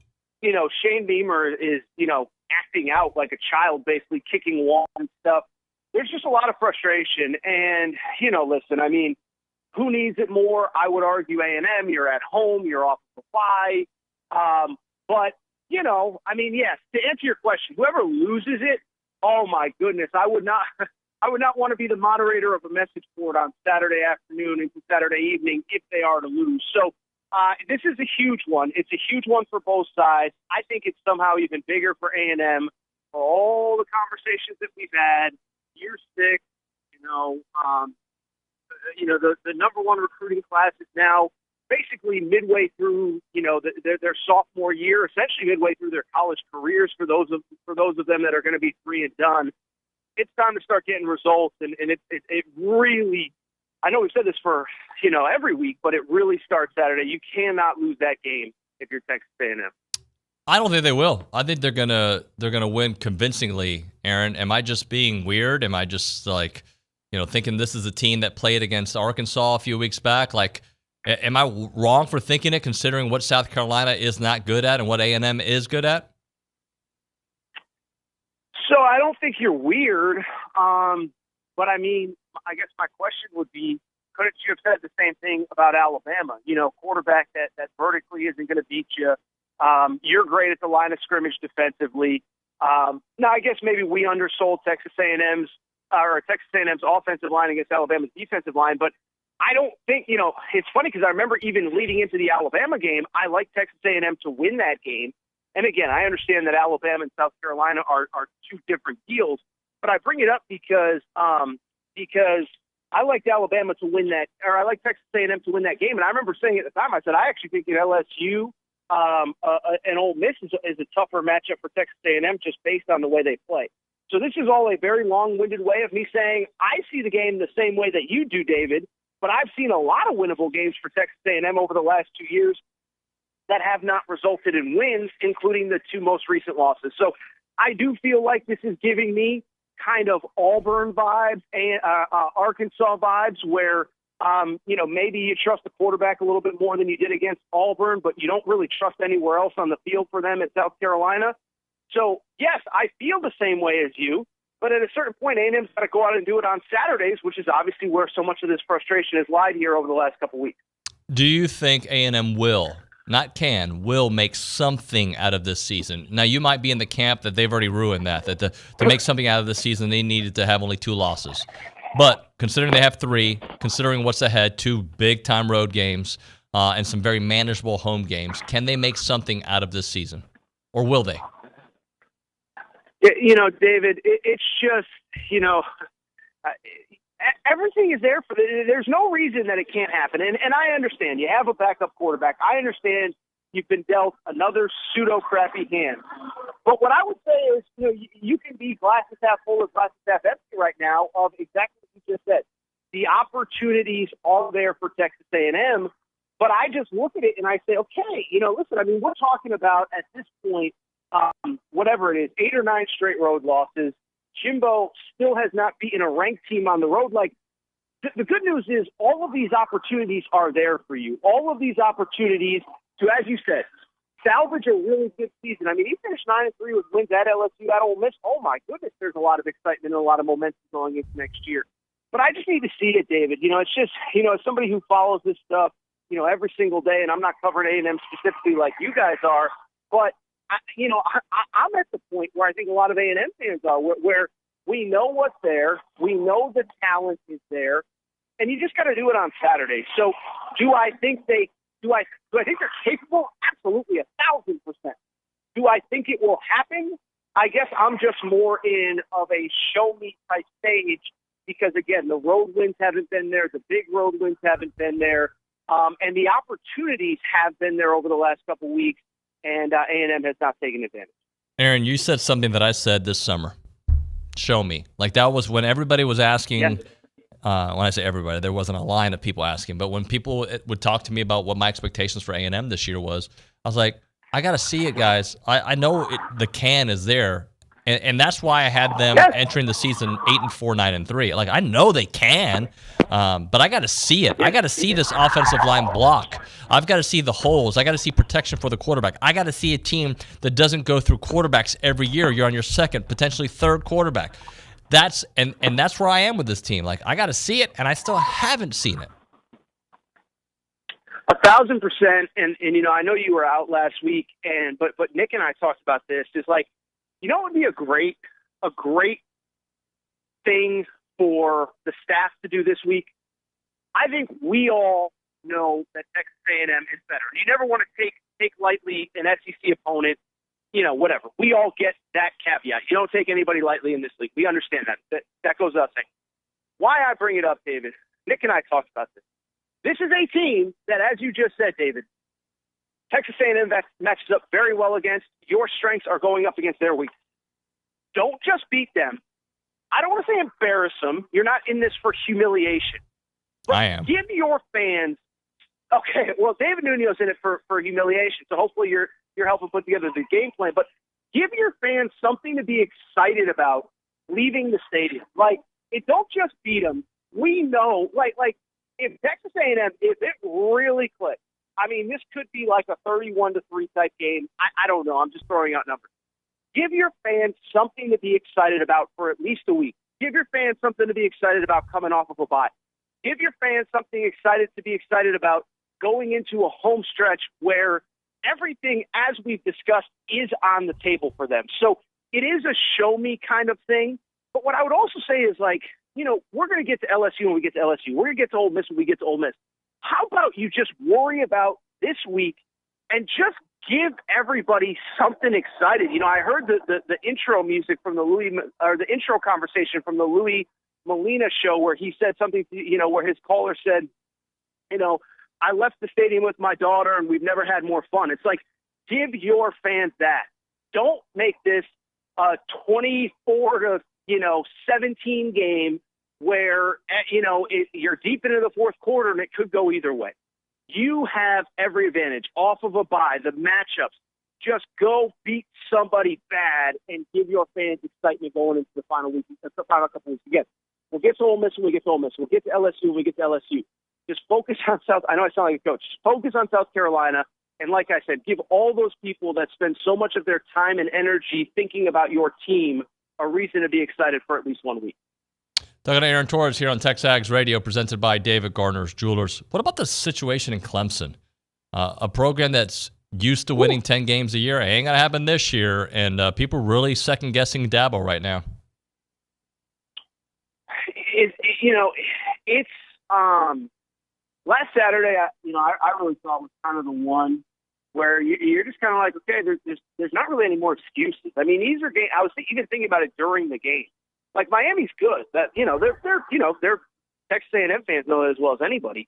But those are games that Clemson used to be a 14.5-point favorite going in, even on the road.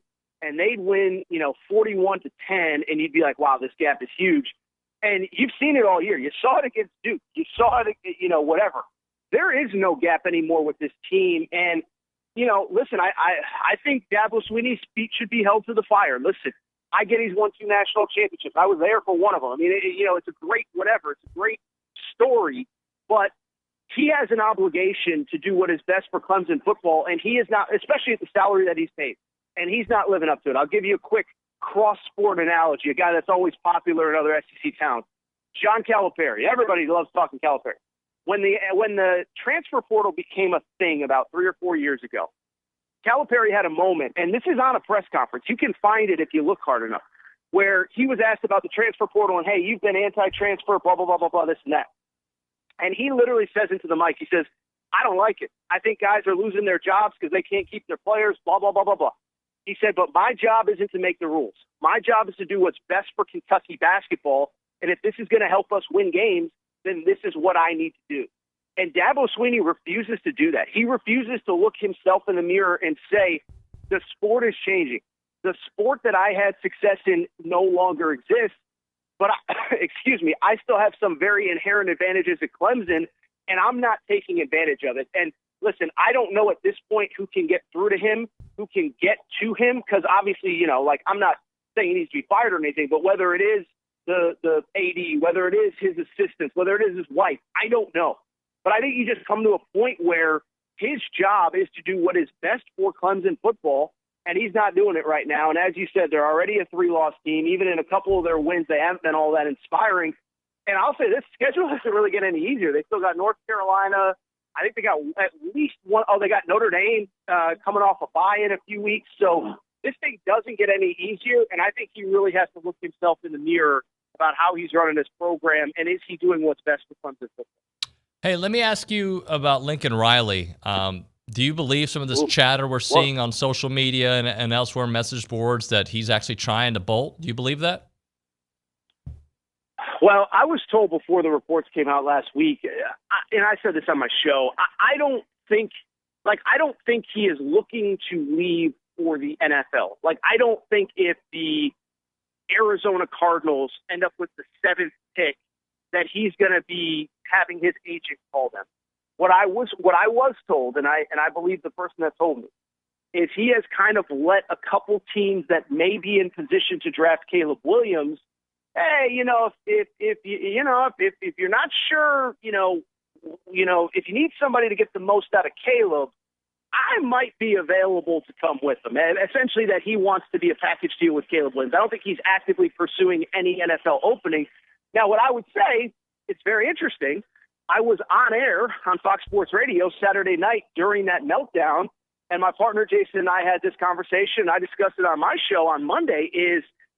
I don't know if he's really a candidate that I would hire, because a couple things with him. One, first of all, if your argument is bring me because I can get the most out of Caleb Williams, he ain't getting the most out of Caleb Williams right now.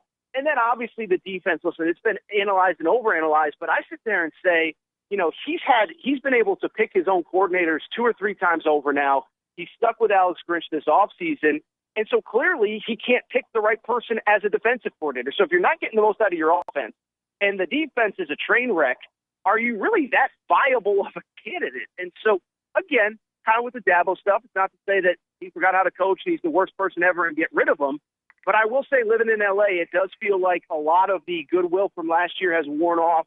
The problems that everybody thought they could have seem to be getting, not only are there, but are getting worse. And it is just a weird deal around that program right now. And it'll be interesting to see how everything is still kind of going forward. AT, great work, man. Thanks so much for your time. No problem, David. Talk to you guys next week. Thank you. Later, buddy. Appreciate your time. Aaron Torres there from Fox Sports Radio and Aaron Torres Online. All right, we'll hit a break. We'll come back with a short segment. Right now, we're talking Caprock Health System, highly personalized emergency care. If you go to a Caprock hospital, you know this. You're going to receive one-on-one experience out there. Should your stay require you to be there a little bit longer than expected, They're going to manage every element of your visit because they want you to feel good. They want you to get out of there as quickly as possible. They have a very low patient to doctor-nurse ratio, which means their medical team gets to know you and your individual needs. And if you do stay there a little bit longer than expected, you get to be in a hotel-quality room. That's what they have there at Caprock Health System, a hotel-quality room that you'll never have to sleep in a dreary environment. 100% locally owned and operated, putting the patient first in every decision that they make. Their sole purpose is to make you feel better, and they certainly have done a great job of that. They have the gold standard here in the market. 2 state-of-the-art facilities designed for patient healing and family friendliness. You got Caprock Hospital in Bryan and Caprock 24-hour emergency center in College Station. They both have 0 wait time for emergency care, so you'll never have to sit in a crowded waiting room. It is Caprock Hospital in Bryan and Caprock 24-hour emergency center in College Station. Go check them out.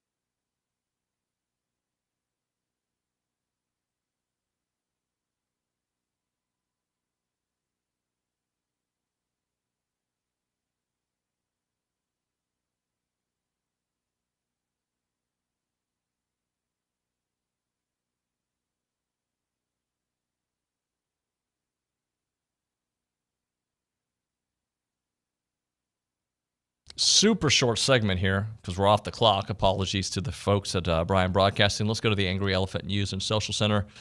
Let's see, Leanna, do we got a text message to get into?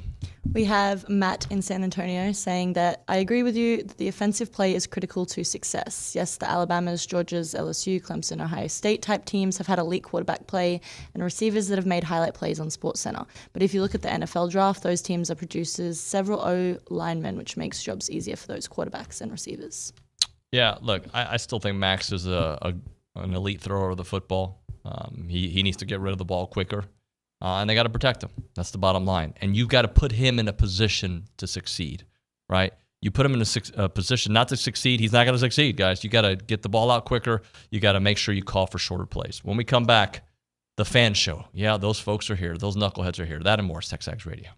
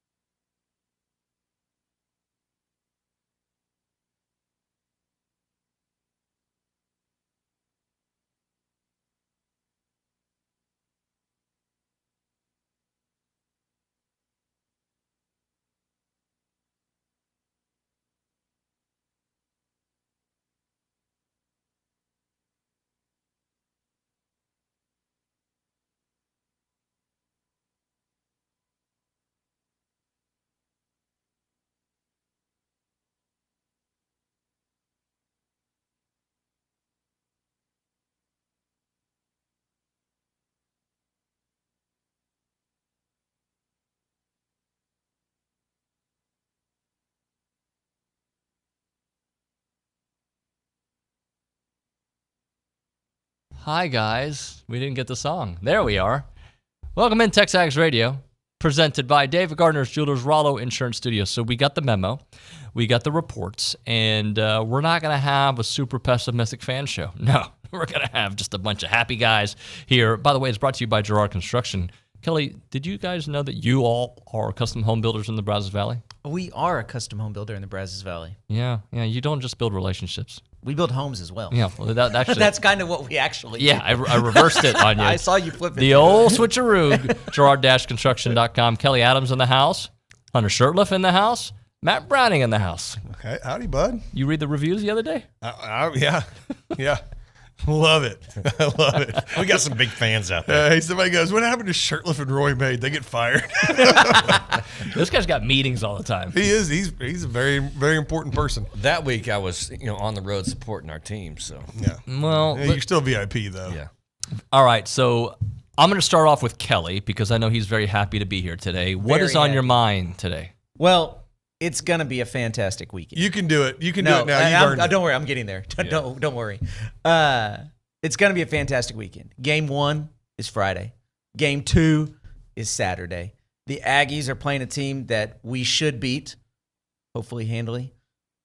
It's going to be a great weekend. We're going to be positive. We're not going to be negative. The Aggies are going to win. The Rangers are going to be up 2-0. And then I'm going to be even happier when I get here next week. Yeah, but the problem is they got home field advantage. Yeah, that's not going to help us. They're not playing the Astros, though. Let's just say we have home field. Mm-hmm. It's not so much an advantage. Yeah. We have home field. What's on your mind, bud? Is that I didn't look at game 2 time. Is there a time It's an evening conflict game. between? No. Okay, They're all 7 p.m. The World Series does not play at 11 a.m. That's true. Yeah, they're I all get 7 so p.m. mad at MLB for afternoon weekday games. Okay, so yeah, I'm good for this weekend, but I get a little annoyed that we're treating South Carolina like I don't know, Abilene Christian. Like they're 2-5. I get they have deficiencies, but it's an SEC team. It's the same team that kind of jumped out to us last year, and it was 17-0 before you finished your first beer. So I'm glad you're giving me a dose reality. Rattler. I don't think this is going to be a close Rattler game. is dangerous. I think A&M's going to mop the is. floor with them. By the mop the floor, I think they're going to win by 2 scores. I do. I think Which that. for us, 2 scores, I mean, that's pretty good. Yeah, You got that 2 is. scores But in I'm one not. game. I mean, I've heard like 41-10 and stuff like that. I'm just like, I'm not I sure mean, we can Missouri's do got to get up and go offense. Would you say Missouri's offense is better than ours? I would Yes. say the Wellborn Middle's got a better offense than ours right now. All right. Well, Hey, I've seen Welburn Middle. You got to have to take the 8th Missouri grade team, put a not the 7th 34 grade spot team. on them, and last week, and it was a field goal late to get to 34. So, I mean, Rattler is. I mean, he's probably the second best quarterback we'll play this year. I mean, behind Van Dyke or the next good quarterback we've played. He's the one to be worried about. Yeah, right? I mean, like Rattler. I mean, Rattler's actually a good quarterback. I mean, I still don't know if I'd put Jalen Milroe in that. We made him look category. really good. We made him look amazing. Can you imagine what we do with Rattler? I mean, and we got to Milroe. We did what we were supposed to do. We held him to 26 points. Now, again, we're not playing Bama's defense. We're playing a much weaker defense, but. So yeah, I see the optimism, but I mean, just like y'all said in the last segment, show me. I need to see it. Look, I feel confident about this game. It doesn't mean I feel confident down the stretch. Yeah. I feel confident because they can't block. Right. We get after quarterbacks. They are very bad at stopping the run. We need a good run game to get going, and I think we will see that today, or this weekend, I should say. We are at home. I think we are more like the team that played against Arkansas and Auburn, that we can beat up on these teams that are, beneath us talent-wise. Tennessee, yes, has less talent than A&M does, but that defense is pretty darn good. Mm-hmm. And Alabama is Alabama. I thought they were going to be down. Even when they're down, they're great. They are down, but they're good. They got Nick. Yeah. They make adjustments. They do. Something I haven't seen here yet. I think Rattler's at his best when he's running around like a chicken with his head cut off and chunking the ball all over the place. And so if we can keep him in the pocket and hit him kind of like we did with KJ Jefferson. I mean, he's different than Milroe. Milroe gets out of the pocket and takes off. And he stays in the pocket and he passes. And he didn't do it against A&M at all. And Rattler has some wheels. He doesn't use them all the time. But he runs around and makes things happen and then just chunks it downfield and we score. And we keep him in the pocket. We make him do that. I think he's going to struggle, especially if we hit him a few times. He's not a big dude. Let me remind you, that whole O-line is decimated. Xavier Leggett may not play. Well, he's questionable. He's their best offensive playmaker. So there are reasons to believe that they'll even be more hamstrung than they would be with those guys. Mm-hmm. I like that. What is on your mind? Well, I was thinking about this. We actually talked about this a little bit last week when you were gone. How was your time off? Was it nice? It was nice. I think we all have been in that season of life that time off from work doesn't mean time off. It means kids. honey-do list and kids going all around the place. Nobody wants to hear that. It was great. I liked being around my kids.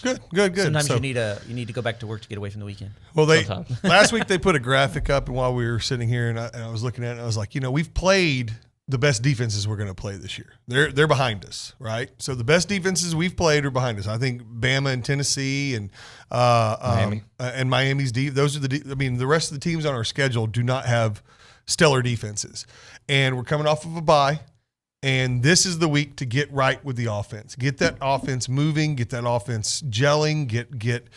Get some things figured out that we don't have figured out. Obviously, again, we scored one touchdown last week. Yep. The first drive or 2 weeks ago. First drive. That was it. That was it. I mean, we held Tennessee to their lowest point total in the last 3 years. We gave up a lot of yards, but. Just 7 points. We've been, it wasn't the defense's fault. I think we only allowed them one touchdown, and they scored 20 points, and we lost the game. All right, so Bama scored 26 points, and we lost the game. So it's all on the offense at this point. And offense they got to be better. Has to start moving. Offense has to get going. We're coming off a bye. We're going up. The rest of the defenses on our schedule are not anywhere in the caliber of Bama or even Tennessee. I know Tennessee's not like I'm not saying they're juggernaut defensively, but they're better than the teams that we've got left on the schedule. So the idea that coming off a bye and going into South Carolina, who may be the worst defense we face this year in SEC play, we've got to see some changes. We've got to see some differences. We've got to run the ball. We've got to hit play action, and we've got to get the ball, feed the studs. I'm going to read some of these stats. So yards per game, defenses giving up. Number one in the country, by the way, is Penn State. But you want to look at who A&M has played so far. On that list, A&M is on there at number 9. But where did Tennessee is number 17, and Alabama is right below A&M somewhere. Oh, at number 15. Oh. So that just tells you what they've played. And isn't the barometer and top Miami 50? 21st? Yeah, isn't the barometer always top 50? Like we always say, if A&M's a top 50 defense, we're really happy. Yeah. Well, not only is A&M a top 50 defense, but half our opponents are. Arkansas, by the way, 35th in the country. Mm-hmm. So I still haven't gotten to Ole Miss. Oh yeah, or LSU. You're gonna keep going. Yeah, well, LSU is going to be a while. So I just say that it doesn't make what we've seen offensively okay. No. In fact, it infuriates me that this is still a thing, to be honest with you. But I don't think the offense is going to look like it's looked the last 2 weeks. It may look like it looked against Auburn and Arkansas, which is, by the way, not great either. Mm-hmm. One good half, not such a good half. It'd be really nice to get 4 quarters of offense, Hunter. It would. And I worry a little bit about, 11 a.m. kick and sleepy time and the crowd's not behind them. And we hadn't seen a win in 3 weeks. Yeah, it's been a while. It's been a month, actually, since we've seen a win. So, Ole Miss, by the way, is just below Auburn for yards per game. They're 69th in the country. Auburn is 68th. That's way better than I thought Ole Miss's defense was. Mississippi State, who's still ahead, 62nd, if you're keeping track at home. Just outside the top 50. Yeah, so and they only give up 3 points to Arkansas. Yeah, like I said, the teams left on our schedule are not good defensive teams, and so we have to, and we are a good defensive team. Regardless of our secondary woes, which we do have secondary woes, no doubt about it, but we're still one of the best defensive units in the entire country. If you really look at it, we've barely. We let what? I think Bama scored 3 touchdowns? No. Yeah, 3 touchdowns, a safety, and a field goal, I think is what they got, right? Is that right? Yeah, 26 points. Yep. So, but outside of Bama and Miami, we've really held all these teams to like a single touchdown. Auburn didn't score on us. Arkansas got that late trash time touchdown. The first game, I don't even remember who we played in the first game. New Mexico got that one where he broke the one rushing touchdown I think we've allowed all season. So yeah, it's kind of crazy. Have we still only allowed 1 rushing touchdown this year? I think it's more than that. No, I think that's it. Is that it? I'm looking at the Bama scoring. Bama got 1 in on a rush, didn't they? I thought Milroe threw 3 touchdowns. Oh, did he? Yeah, he did throw 3 touchdowns. Yeah, so Bama didn't rush, didn't get a rushing touchdown on us. Who needs to rush when you got guys wide open? Tennessee? Did Tennessee score a rushing touchdown? We're not doing that this week, Hunter. No, their their touchdown was a pass. So yeah, I think we've allowed 1 rushing touchdown all season. That can't be right. We're gonna have to look that up. But regardless, yeah, 1, 2, good. 3. We've got a good defense. We have a defense that's the caliber to win the remaining games on our schedule. It's all about the offense. The offense has to gel. They've got to take this bye week. I hope they took this bye week. Got right. Going to play a bad defensive team this weekend. Beat them. Play for 4 quarters, like you said. And then get some momentum going on offense. I was trying to remember these games that A&M has given up a non-offensive touchdown, or score, I should say. And it happened in Tennessee. Obviously, the punt return, which we all knew was happening. Like, it was before it happened. Like, here we go. Auburn. Auburn with the sack against Alabama in the end zone, which ended up being a safety. It's been plaguing A&M. When your offense cannot generate enough points, don't help out the other team by giving up non-offensive touchdowns. We've missed enough field goals to leave several points on the field there as well. Then that when you're losing by a score or less, all that matters a lot. Certainly matter in Tennessee, yeah. So can this defense, with what is left, can the defense carry this team to 4 wins? I mean, that would require us beating a ranked opponent on the road, which has not happened in the Jimbo era. I think we're going to be hard pressed to hold Ole Miss and LSU under 30. But 4 wins, so that's 5 games left. What he's saying is, you got to win one of the games on the road. Right, so we'd have to win 1 of those 2 games. Well, my point was that we're going to be hard pressed to hold LSU and Ole Miss under 30, just because they're really good. Like, I'll give you LSU. I'm not. I mean, sold on that. That means we're going to have to team. score 30.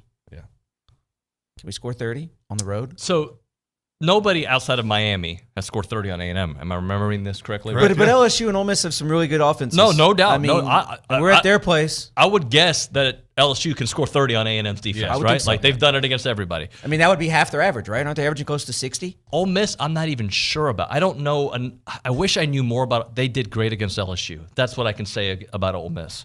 I still haven't figured them out. Yeah, I mean, they didn't score much against Bama. Yeah, I mean, again, I think Bama's the highest point total outside of the Miami game. We gave up 26 points. But again, Bama's offense is not LSU. And I don't think Bama's offense is Ole Miss. I think Ole Miss has got a better offense. And those will be the 2 best offenses I think we'll see this year. But is the coaching in-game coaching? No, right? No. But that guy's got A&M's number.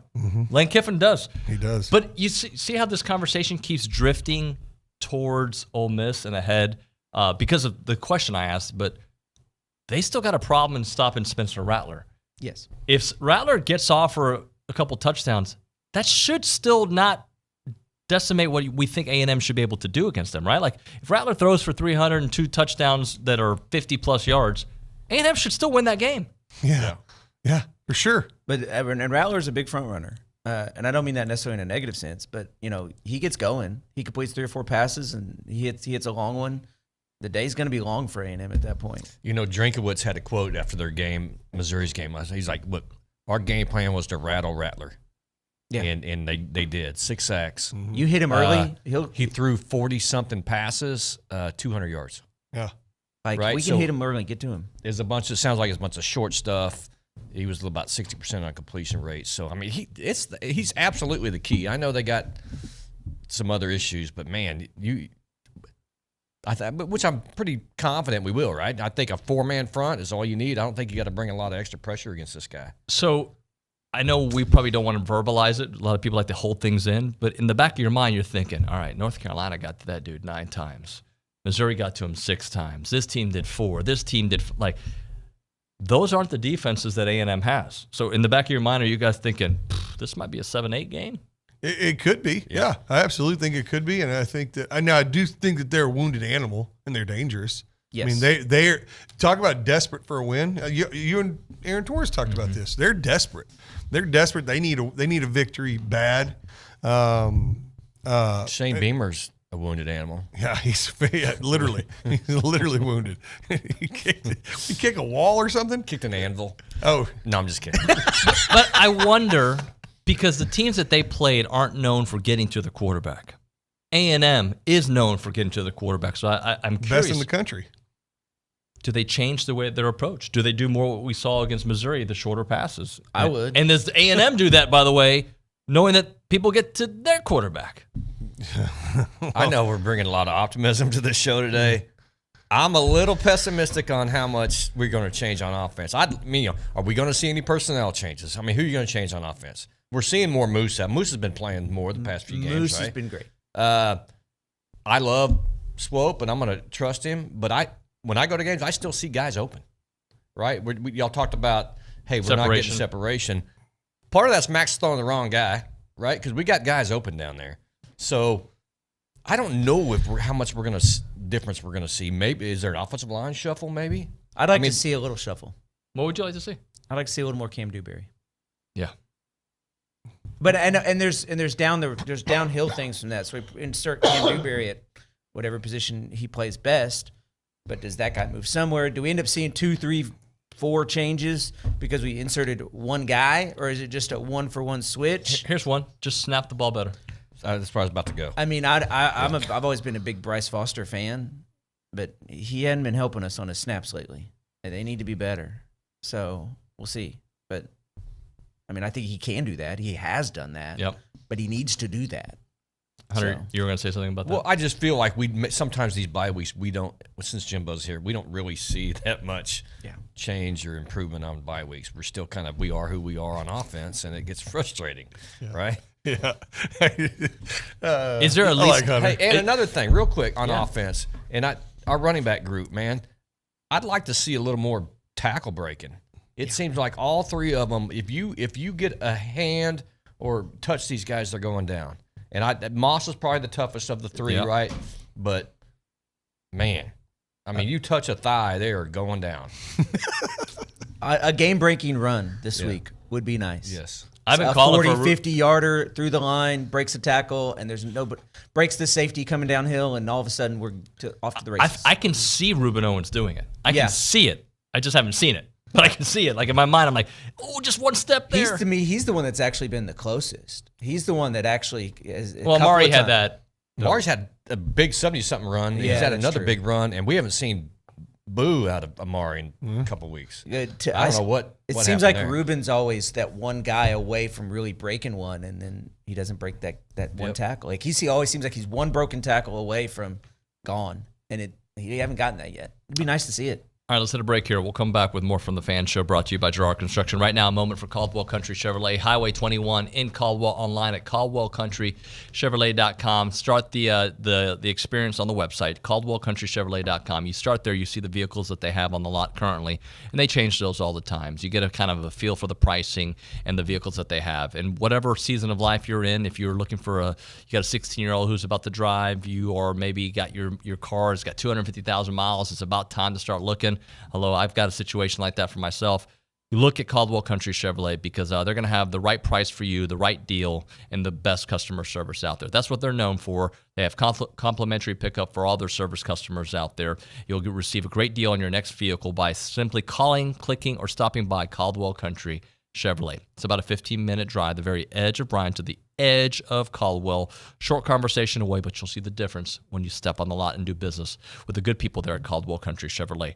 Highway 21 in Caldwell, online, caldwellcountrychevrolet.com.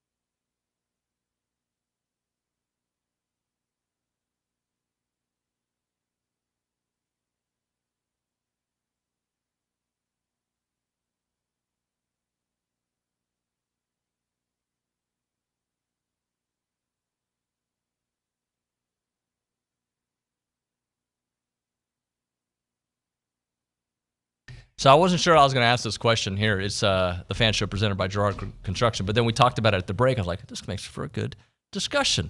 So what would, at this point, we all know what we wanted as a successful season. That ain't going to happen, right? Like, well, we all wanted this year to be 10-2 at least, right? Is that what we wanted? I was going with 9-3, but yeah. Okay.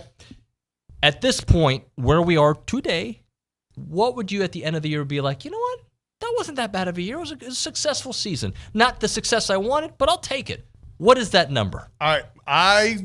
Now look, during the break, I was like, I think it was already done. But they did remind me that we are doing all this without our starting quarterback. It's true. Who is awesome. Who And what team in the country on their number 2 quarterback feels good about their season? I mean, yeah, that's true. That's true. We're about to find out about Texas. I think for us, it's just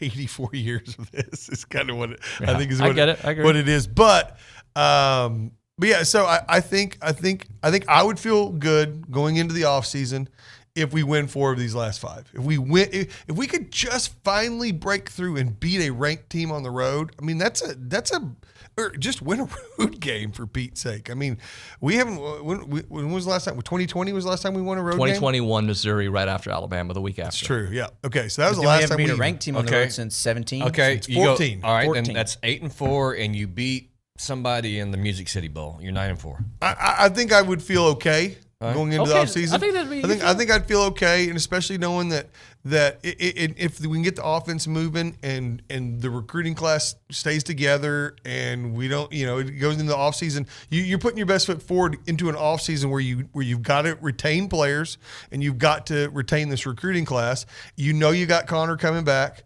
and that defense and all this, the 2022 class is going to be in their junior year, probably most of them their final season with us. I would go into that with some optimism, but I think we need to win 4 of the last 5. The risk of being negative here, isn't that the 3rd year in a row we said that? We said that for my God. I mean, that's my only statement. Like, the man's name is next year Nuño. I would agree. We should make that shirt. Yeah. I'm 8-4. I'm fine. You're not happy. I'm not saying we're like, not yay, happy. we've arrived. I'm just saying like where we are right now. Yeah, I think I'm that's okay. that's the minimum, fan recovery system. You need the 8-4, the 9-4 with the bowl win. You're feeling a little bit better. The bowl win is key there, I think. Here, but right, I'll go 2 different ways. If you're 7-5, you literally beat nobody. I mean, you didn't beat any of the teams that you need to beat, right? All the ranked teams, anybody good, you didn't do it. And so that'll be a letdown. That is total mediocrity. Bowl or no bowl, I know that's bowl eligible, whether you win or not, that's nobody's going to care. If you go on a run, backup quarterback, you beat your 2 big road games with Ole Miss and LSU, 9-3 with a bowl win, it would be fan euphoria, right? We feel great. Fire hose of Kool-Aid in your mouth. I mean, just taking it all in. With Connor coming back. Hey, if we go win the next 5 in a recruiting row, class, what bowl game are we going to? Yeah, you probably flip a couple kids. I mean, it would be. I'm just saying that's the range. Do we get into New Year's 6 at 9-3? No, I wouldn't think so. No. But No, is it the but same bowl game at 8-4 as it is at 9-3? I mean, if you're LSU, you get in at 9-3, but not A&M. Yeah. So, look, and I don't think I laugh because it's true. I don't think any of us believe that's the case. But will you believe that they'll have a chance to win on the final possession at Ole Miss and at LSU today, based on what we've seen? Ole Miss, yes. LSU scary, but then you know what? They're garbage on defense. Let's just say it. So yes, I'll go yes on both. I could totally see that. I could totally see us on the flip side of that this weekend. God, I hope not. But I could totally see the defense making a stop. South Carolina has the ball down a score in the 4th quarter, and the defense makes a stop. I could see that. But I could also see, us with the ball going down to win against LSU and Ole Miss too. Like with a good defense and a very mediocre offense and special teams that are up and down. Yeah, you play a lot of close games, guys. Wouldn't that be apropos that Max Johnson gets a last-second win in Tiger Stadium for the Aggies? That'd be fantastic. For my mental health, I'd appreciate just being up by a few scores at the end of that game. Let's also not forget there are moments that this offense, even during the slide, like what they did the last few minutes against Bama was not what they did the last few minutes against Tennessee, not so good. But what they did the last few minutes against Bama gave you hope because that game felt over. Mm-hmm. And then the Anias play happened. Yeah. And look, a lot went wrong. Play call and timeouts, and I get all that. And then they converted on a 3rd and 1 that should have never happened. But that offense did move the ball. Yeah, we fed the studs, and that's what we did. And so, and to go back to real quickly, go back to the other. I mean, in most teams, if you're coming off a 5-7 season, and the next year you turn around and go 7-5 or 8-4, you're like, okay, we're moving in the right direction. For some reason, not for some reason, we know why. It's our 6th year with our coach. We've got nothing but world-class talent across the street. Yep. And so it's funny when you think about, all right, most teams would be happy coming from a 5-7 season to a 7-5 or 8-4 season. They feel like they're moving in the right direction, and we still don't feel that way, which is crazy. So Chili on the YouTube page, he's an LSU fan. He listens to the show. He's very nice. He says LSU is improving. They are improving defensively. They are. They're not the same bad defense they were, and their quarterback is Thanks, playing. Army. Yeah, well, that too. And their quarterback is playing out of this world. Jaden Daniels is fantastic right now. He's just, I hate to say it, he's fun to watch. He is. I did not think he was going to be this quarterback. I don't think anybody thought he was going to be this quarterback. I don't think LSU fans thought that. I wasn't, admittedly, I wasn't listening. But what did OB put him on the Heisman list? Number 1. Yeah, right that's now. kind of what I was thinking. But he's fantastic. Yeah. Period. I mean, we all based it off of what we saw at Kyle Field last year when he did not play well. But people evolve and get better. Yeah, I hope he doesn't play well. We hope this year. here. Joe Burrow did the same thing. He didn't play Yeah. very well at Kyle Field, and then you saw what happened to him his last season. So, I mean, people do get better, and he's gotten quite a bit better. So he's a good quarterback. He's scary for sure. All right, let's hit a break here. Caller number 1, we're going to give you a free car wash right now from Aggie Land Express Car Wash in South College Station off of William D. Fitch and Greens Prairie Road. Aggie, your buddy Nate, Aggie owned and operated, friendliest staff and a personal touch. They offer a monthly membership. We'll give the first caller right now a free car wash from Aggie Land Express Car Wash in South College Station. 979-693-1150.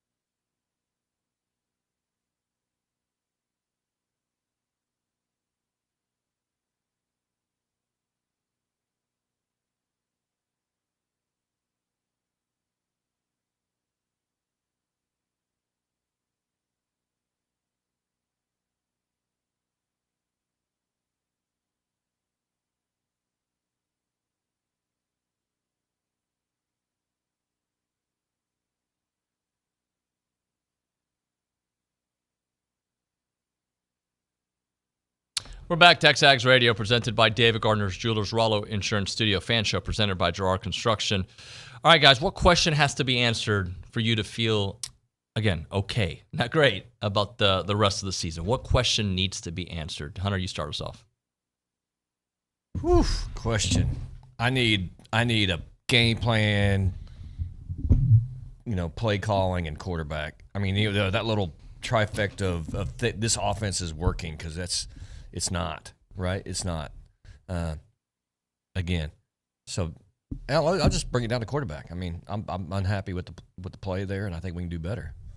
I'm going to go. I think I think we know who we are from a defensive standpoint. Special teams has actually been pretty good, aside from we have missed some field goals and we did give up the punt return to Tennessee. But aside from that, our special teams has been pretty good. Our kick coverage has been good. Huh? I mean, Miami back-breaking kick return. Oh, that one too. Yeah, I forgot about that one. Okay, so there's two. Okay, sorry, Hunter. Yes, that's okay. So a little bit of special, but it's all off. Everything's on the offense. I mean, like we said, if we score 30 points a game, we're 6-1 right now. So we are just not an SEC play. Yeah, in SEC play, we're way below. Kelly, on the special teams. It's like you're saying, it's the offense. The offense is not good enough to overcome a less than perfect special teams effort. Like, they can't give up any scores. They can't miss field goals. The offense just isn't good enough. And to go a little different, I'm going to go with mostly the line. I think Max needs to get rid of the ball a little quicker and make a little better decisions. I think that'd go a long way. But I think if the line were to hold up just a hair longer, give them a hair better snap, pick up some of those odd blitzes off the edge that we never seem to pick up, make that adjustment, which hopefully we did this week. I think that may make up for some of Max's issues. Like, they're together. Max could do a little better, and that would make the line look better. The line could do a little better. That would make Max look better. If they both got better, we might drop 50 on somebody. I mean, we've said this. This is probably this. We might have the best receiving core in the entire country. Oh, they were awesome. We got four dudes. It doesn't look like it. It's not their fault. There's nothing to do with them. I mean, like you said, you see guys running open. Swope said that too. We have guys that are getting open, and we got great tight ends. Yeah, you've got a receiving core that where Anias is your third guy, your third option. I mean, behind Noah and Evan. I mean, Moose is your fourth option. Yeah, Evan might be the best. Could be potentially talent wise the best wide receiver in the entire country. I mean, how many teams does Moose not start for in the SEC? Yeah, I mean, so you possibly zero. So you've got I mean, and the fact is, he's getting 3-4 balls thrown his way the entire game. I mean, feed the studs. I mean, that's the whole mantra. Feed the studs. Get Moose the ball. Get Anias the ball. Get the balls to these guys. I mean, you throw a ball up. Has Noah Thomas missed one that you've chunked up to him yet? I don't think he has. So why are we not seeing these guys with more catches and more yards? It boggles my mind. So I gave Jimbo props for looking in the mirror and saying, I need to change something and bringing in Bobby Petrino. Like, I gave him props for that. I'm going to read you what their scores were a year ago in the SEC, okay?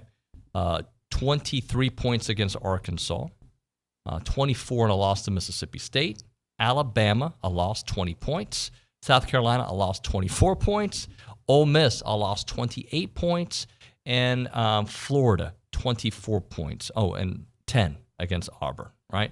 You had the LSU game at the end of the year, which they scored 38, which is amazing. But ballpark in 38's not amazing. In the 20s, okay? This year in SEC play, very similar numbers, guys. It hasn't been better. You go to, why is it showing the wrong schedule? This year they scored 13 points against Tennessee, 20 against Alabama, 34 against Arkansas. That was nice. 27 against Auburn. Those are your SEC scores. So the offense has not been necessarily better in SEC play. It's been about what they were doing last year. And that's, one of those touchdowns Arkansas was a pick six. So, a little less than that. Jimbo going Jimbo, right? Yeah, I think this is Jimbo's offense and Bobby's calling it. I think the statement, I know the statement I made, but I know I'm not the only one that made it, was it all really depends on how much Jimbo lets Bobby do his thing. And I'm not sure that Jimbo's really letting Bobby do his thing right now. I don't even know if you can at this point. I think he's letting him. I just think that this offense is what it is.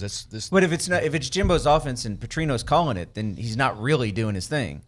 His thing is fiddling around and playing with stuff and creating matchups and moving people and doing stuff. if he's running Jimbo's offense, it's. We weren't complaining though when Connor was out there, and that may be the problem. And by the way, the offense did not look good in the first half with Connor against Auburn. It didn't, but we really weren't complaining. And in fact, how great did it look against Miami? Looked great in the second half. Our offense was good against Miami. It was our defense that was in the first half. They only had the 10 points, right? I think it was the 10. And guys were slipping and sliding all over that field, which was weird. That whole thing was a little strange. But I mean, under Connor, the offense looked good. Maybe it's more that than Bobby, but outside of one half against Auburn, Connor. I mean, if Connor doesn't get hurt, where are we? I mean, you could ask that question all day long. Yeah, but I feel like we ask that question every year. If Haynes doesn't get hurt, if Connor doesn't get hurt, if Max doesn't get hurt, I think we know what would happen. And by the way, what they did against Miami, 33 points. They scored 17 in the first half. They scored 16 in the second half. Okay, I'll take that all day. Oh yeah, because that's what you basically did to Alabama in the first half. You scored 17. Right. If we put up 30 with our defense, we should win just about every time. And that was a game they maybe not every time. Zero pressure on Tyler Van Dyke. Yeah. And they changed after that. Mm-hmm. Maybe we'll see a change. Wouldn't that be great? Let's go to the Angry Elephant News and Social Center because I know that Chase in Houston is here with us often. He's got a couple of texts for us. We've got some other ones. Leanna, what do you got? Chase in Houston said, how about not giving up any sacks? That would be special to see. That would be special. South Carolina's getting 2 a game. Those dudes are just licking their lips, ready for this game, though. Mm-hmm. They've watched this film. They've seen the sacks getting up. It's the Bonham Trophy. Our rotation of 10 guys are just like, I want in. Yeah, I mean it's great. I mean, you watch an A&M game and there's just sacks everywhere, both sides of the ball. Our guy gets sacked, we sack their guy. Mm-hmm. Just sacks everywhere. Just sacks upon sacks everywhere. Just crazy. But yeah, they're going to get to him. Chase, hey, that's optimistic though. Chase, I like it. Leanna, what else? Your mic needs to be on. We have some YouTube chatter. It's more just some negative stuff again. Today, us? Are they saying we're negative or are they Oh, negative? no, they love you guys, actually. There's some good, positive stuff about you. Here. Yeah, no, that's there's some positive stuff here. Here's one from Neil on the. I was about to read that one. Yeah, sorry. Go ahead and read that one, Leanna. Am I just looking for bad things? This game is a no-win. If we lose it, we'll be awful, and if we win, we would just beat another bad team that we should have beat. Let's go ahead and start there. I mean, honestly, he's got a little truth to that. He's not necessarily wrong, but we can. I mean, if we drop 50 points on South Carolina, you're gonna feel better. You're gonna feel better. Like that's not a negative. Now, if we beat them 24-7 or 24-13 or something, you do what you're supposed to do. That's kind of a no-win deal there. But if we drop 30 on them, I'm happy. Guys, you're gonna feel better. Yeah, I mean, you're gonna feel better. I always feel better. Winning is better than losing. It doesn't matter. Always feel better. Winning is better than losing. You're gonna feel better, and I know how we work. We're gonna maybe we can do this at Ole Miss, right? That's the way it works as a fan, right? And it's not just us; it's those guys. I mean, momentum is a real thing in sports. And if you take the bye week, like I said, you take the bye week, you take a bad defense that we're about to play, and you get moving, you get some confidence, you get some things working. You never know what could happen. There's talent. There's enough talent over there to win out all of our games easily. I have no doubt about that. The talent is absolutely in the building. Well, that's been 2 years of that. Yeah, I know. And again, I'm going to say it though. The talent's in the building. It's just, can we? And so you take this time, you go get the momentum going, you get some confidence, you beat a bad South Carolina team, hopefully handedly. Get some offense going. You never know. You go up to Ole Miss, same momentum, keep that momentum rolling, and win that game, and then. And so on, and then what Mississippi State, and then whoever we play, the lowly team, Olin Christian, yeah, them, and then you go, then you got your big game. So yeah, it's very possible. Is it going to happen? I don't know, but I'm just saying it is possible for sure. All right, guys, let's go through some games in the SEC. Just chit chat a little bit about those. I was wrong about every one of these last time I was here. Georgia is going to play without Brock Bowers. No, Florida. Florida. Yeah, cocktail party. Florida might be having the season I thought A&M would be having, right? Like it's not in Gainesville. It's in Jacksonville. Jacksonville, that's right. Florida's 5-2, and that was after a bad loss to start off the year where they didn't look like inspired at all against Utah. They're looking better. I don't think they're going to win this weekend, and they could end up having the exact same record that A&M has at the end of this weekend. But they feel like their arrow's pointing up. I like Georgia to win, but I'm going to take Florida to cover. I mean, there's a 14 and a half without Brock Bowers. This is Florida's Super Bowl. Yep. And Georgia's going to be just trying to find a way to win. And so I think Georgia still wins, but I don't think they cover. I think Georgia's going to jump out on them a little bit for once, just because they're going to have a whole new identity on offense. And Florida has no clue what that's going to look like. Remember when people were like, well, I wonder if Kentucky can get the best of Georgia? Yeah. And Georgia just smashed them. Yeah. I thought Kentucky would play them close. That was the get-right game. But we have seen that book so many times when Kentucky starts puffing their chest and just gets pounded by somebody. Man, I think Florida gives them a game here. And I don't know why. I mean, Florida, you watch them, they're, you know, that was a shootout with South. They had with South Carolina, like a 41-39 game. Graham Mertz, you know, he's kind of a game manager. I actually like that one. So I like Florida there. Not to win outright, but Georgia ain't. They should cover. Georgia ain't normal Georgia. Couple rough offenses, Mississippi State at Auburn. Auburn has looked better since the A&M game offensively. They've given some teams some problems. They're still not very good, but they've looked a little bit better. Mississippi State's bad. Yeah. The at Auburn? At Auburn. And what's the line on that one? That one didn't come out. That one is Auburn by 6.5. That's a big number, I think. For Auburn they'll be all right there. You think they cover? I don't know. That's too. That one's such a average SEC who teams. the heck knows with that one? That is a hard one. I'm going to take Mississippi State. Yeah. I don't think they're good. I don't know if Will Rogers They is might back be yet. good enough. Oh, well, that's a good question. If Will Rogers plays, I'm taking Mississippi State for sure. Tennessee, number 21 on the road at Kentucky, guys. Two teams trying to fight for that second spot in the East. And that's a night game, does it say? That game is at 6 o'clock. Oh, yeah, I'm taking Kentucky here. This is prime for Kentucky. Tennessee's favored by 3.5, by the way.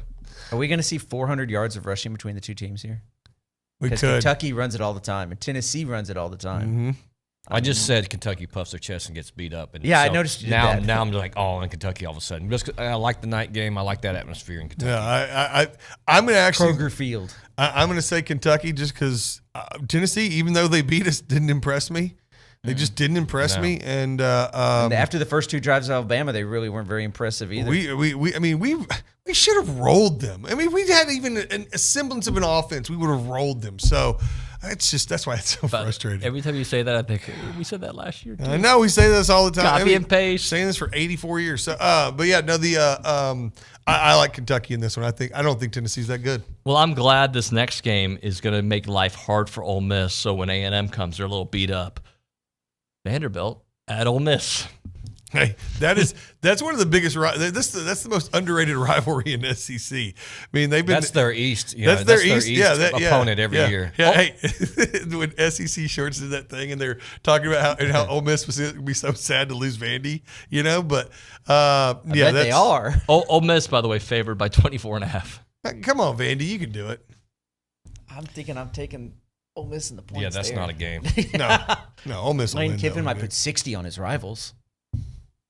So we all think that it's going to be a bloodbath. That'll be bad. Let's look at maybe one or two of the national games out there beyond the SEC as that loads up for me as I take a little minute. Florida State at Wake Forest. Ooh. Wake Forest is a hard place to play. I don't know why, but it seems like a lot of teams lose there, or at least get in shootouts and win late. Jimbo used to struggle with Wake Forest back in the Florida State days. Shocker. No, I really like this Florida State. Yeah, I know. I really like this Florida State team, though. I think they're fine. I think Florida State's good. I'm taking Florida State. Wake's got a good offense. What's the line? The line is Florida State by 20.5. Woo, that's big. 28.5? They won't. 20.5. They won't cover that, but I think Florida State will win, but I don't think they'll cover. How about Texas, number 7, with Malik Murphy at quarterback? It looks like. Is this the Arch Manning transfer? Versus BYU. Texas favored by 18. Texas at home. No win. Yeah. Against Sarkisian's old team. Listen, Sarkisian hang on now. BYU is that scrappy team that I mean, if anybody's going to jump up and bite them, I mean, I think BYU's has got as good a shot as anybody, especially with the backup quarterback. I think next week K-State's the one. I think. K-State always gives them trouble, Yeah. but BYU. So does Kansas. BYU's pretty good, and so you know what? I'm calling BYU. I say BYU wins that game. Why not? hope you're right. There we go. Everything about Texas sucks, so they're going to get beat. Recent history says BYU wins this game, so they go own BYU. Texas. Do I really think it's going to happen? Probably not. But You want it to happen. Man can dream, Ganny. I'm taking Texas at the end. It's going to be a tight one, but they'll. You think it'll be tight? So you don't believe this 18-point spread? I think I don't like that. No, I think BYU covers for sure. All right, let's do one more. Oregon, number 8 at number 13, Utah. Who? Utah. Oh, sorry. Sorry, I said it with an accent. Look at Utah hanging in there without Cam Rising all year, though. Just right in there, it's sitting at 13. Yeah, I mean, Oregon's still. I mean, Oregon's better than they were under Cristobal. Pac-12's tough. Pac-12's tough because when was the last time you said that? I know, right? I'm not saying they're tough to call because I mean, who'd have thought that Washington would do what they did to them? So I'd probably go in Oregon on this one just because they without Cam Rising, that Utah's just not. Yeah, they're not going to like trade punches like Washington did with Oregon, right? That was just blow for blow the whole game. But anything could happen in this game. I like Oregon here. Yeah. I think Oregon's defense is a little better than they usually are. I think that makes a difference. Let's hit a break. Brazos Running Company, time located in Century Square, locally Aggie-owned and operated specialty running store with all the best brands out there for running gear and shoes, anything athletic wear out there, including those brands like On and Brooks and Hoka. If you're a runner, a walker, or interested in any kind of fitness, the right shoe does make all the difference in the world. That's why you need to go to Brazos Running Company, where they're passionate about running and finding you the right shoe. They also have some other brands out there. You can imagine Birkenstock. They've got Viore clothing, one of the hottest brands out there. Remember, it's not too early to check off some of that holiday shopping, so make sure you do it at Brazos Running Company, located in the Century Square below the Star Cinema Grill in College Station. It is the Brazos Running Company.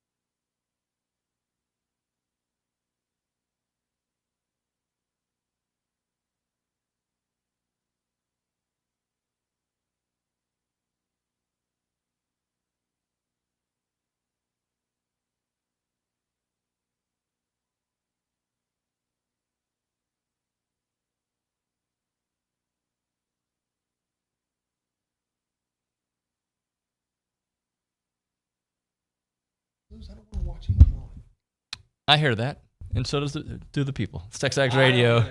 Presented Watch by it all. David Gardner's Jewelers, Rollo Insurance 105 Studio. lost Rangers, still 162 games to watch. This fan show brought to you by Gerard Construction. We're just talking about the different levels of the way people fan, right? So I seem to tune out of college football when the Aggies aren't good. I watch all Aggie football stuff, right? But I don't care about everybody else. I'll keep up with it just because that's my job. I'll watch the highlights, but I cannot invest 4-8 hours on a Saturday when my team is terrible. I get away from it outside of my team. There are others that Kelly will watch every second of everything he can. Yeah, to me, it's. I take joy and heartache from college football, and when we're good, it's joyful, and I want to immerse myself in it. And when we're bad, it's heartache, and I don't want to immerse myself into it. So I go and. But you get just enough, right? Like you. I get. Yeah, well, I'll never. I watch every single Aggie, anything A&M. But I mean, but when we're bad, I mean. I'd rather play golf or go fishing or something like that. Right, and it was the bye week, and we all kind of planned things to do when we get the off weekend finally. And I had some events going on, but when I wasn't there, I'm locked into those games. I wanted to consume as much college football last Saturday as I can because I didn't have any stake in it, and I really enjoyed it. Yeah, I will say I watched Melvin Watkins last season at A&M. I think we won 0 conference games, maybe Correct. 1. 0. I watched almost every second of every game. I remember. Do you feel like it's your duty, or you enjoy? He's just a glutton for punishment. No, I feel like as a fan, you got to be there through the thick and the thin. Like you just do. I remember I never leave games early unless like the kids are going nuts. And I didn't learn that till after I had kids. You don't do the planning of the traffic. Man, I got to beat this. No, I sit in the parking lot. I've been the last person to leave parking lots many times. Huh. That's the way you should fan. I remember that there was 30 seconds left, and we were playing Oklahoma. Melvin Watkins last year, and he came down and tried to run a play for Bernard King, who did absolutely nothing, and chunked it from midcourt with 5 seconds to play, and I got up and walked out in disgust. And I still remember that because it has to get really bad for me to, out of disgust, just be like, forget it. Hey guys, the fan show's over. That's it. I think much more optimistic than the last time we were all together. Right? Some of these I was people. here. Well. There's that. That's good. I didn't even get on my Jim Harbaugh rant, but we will save that for another day. Save it for another day. Thank you so much for everybody watching and listening. We will see you all mañana.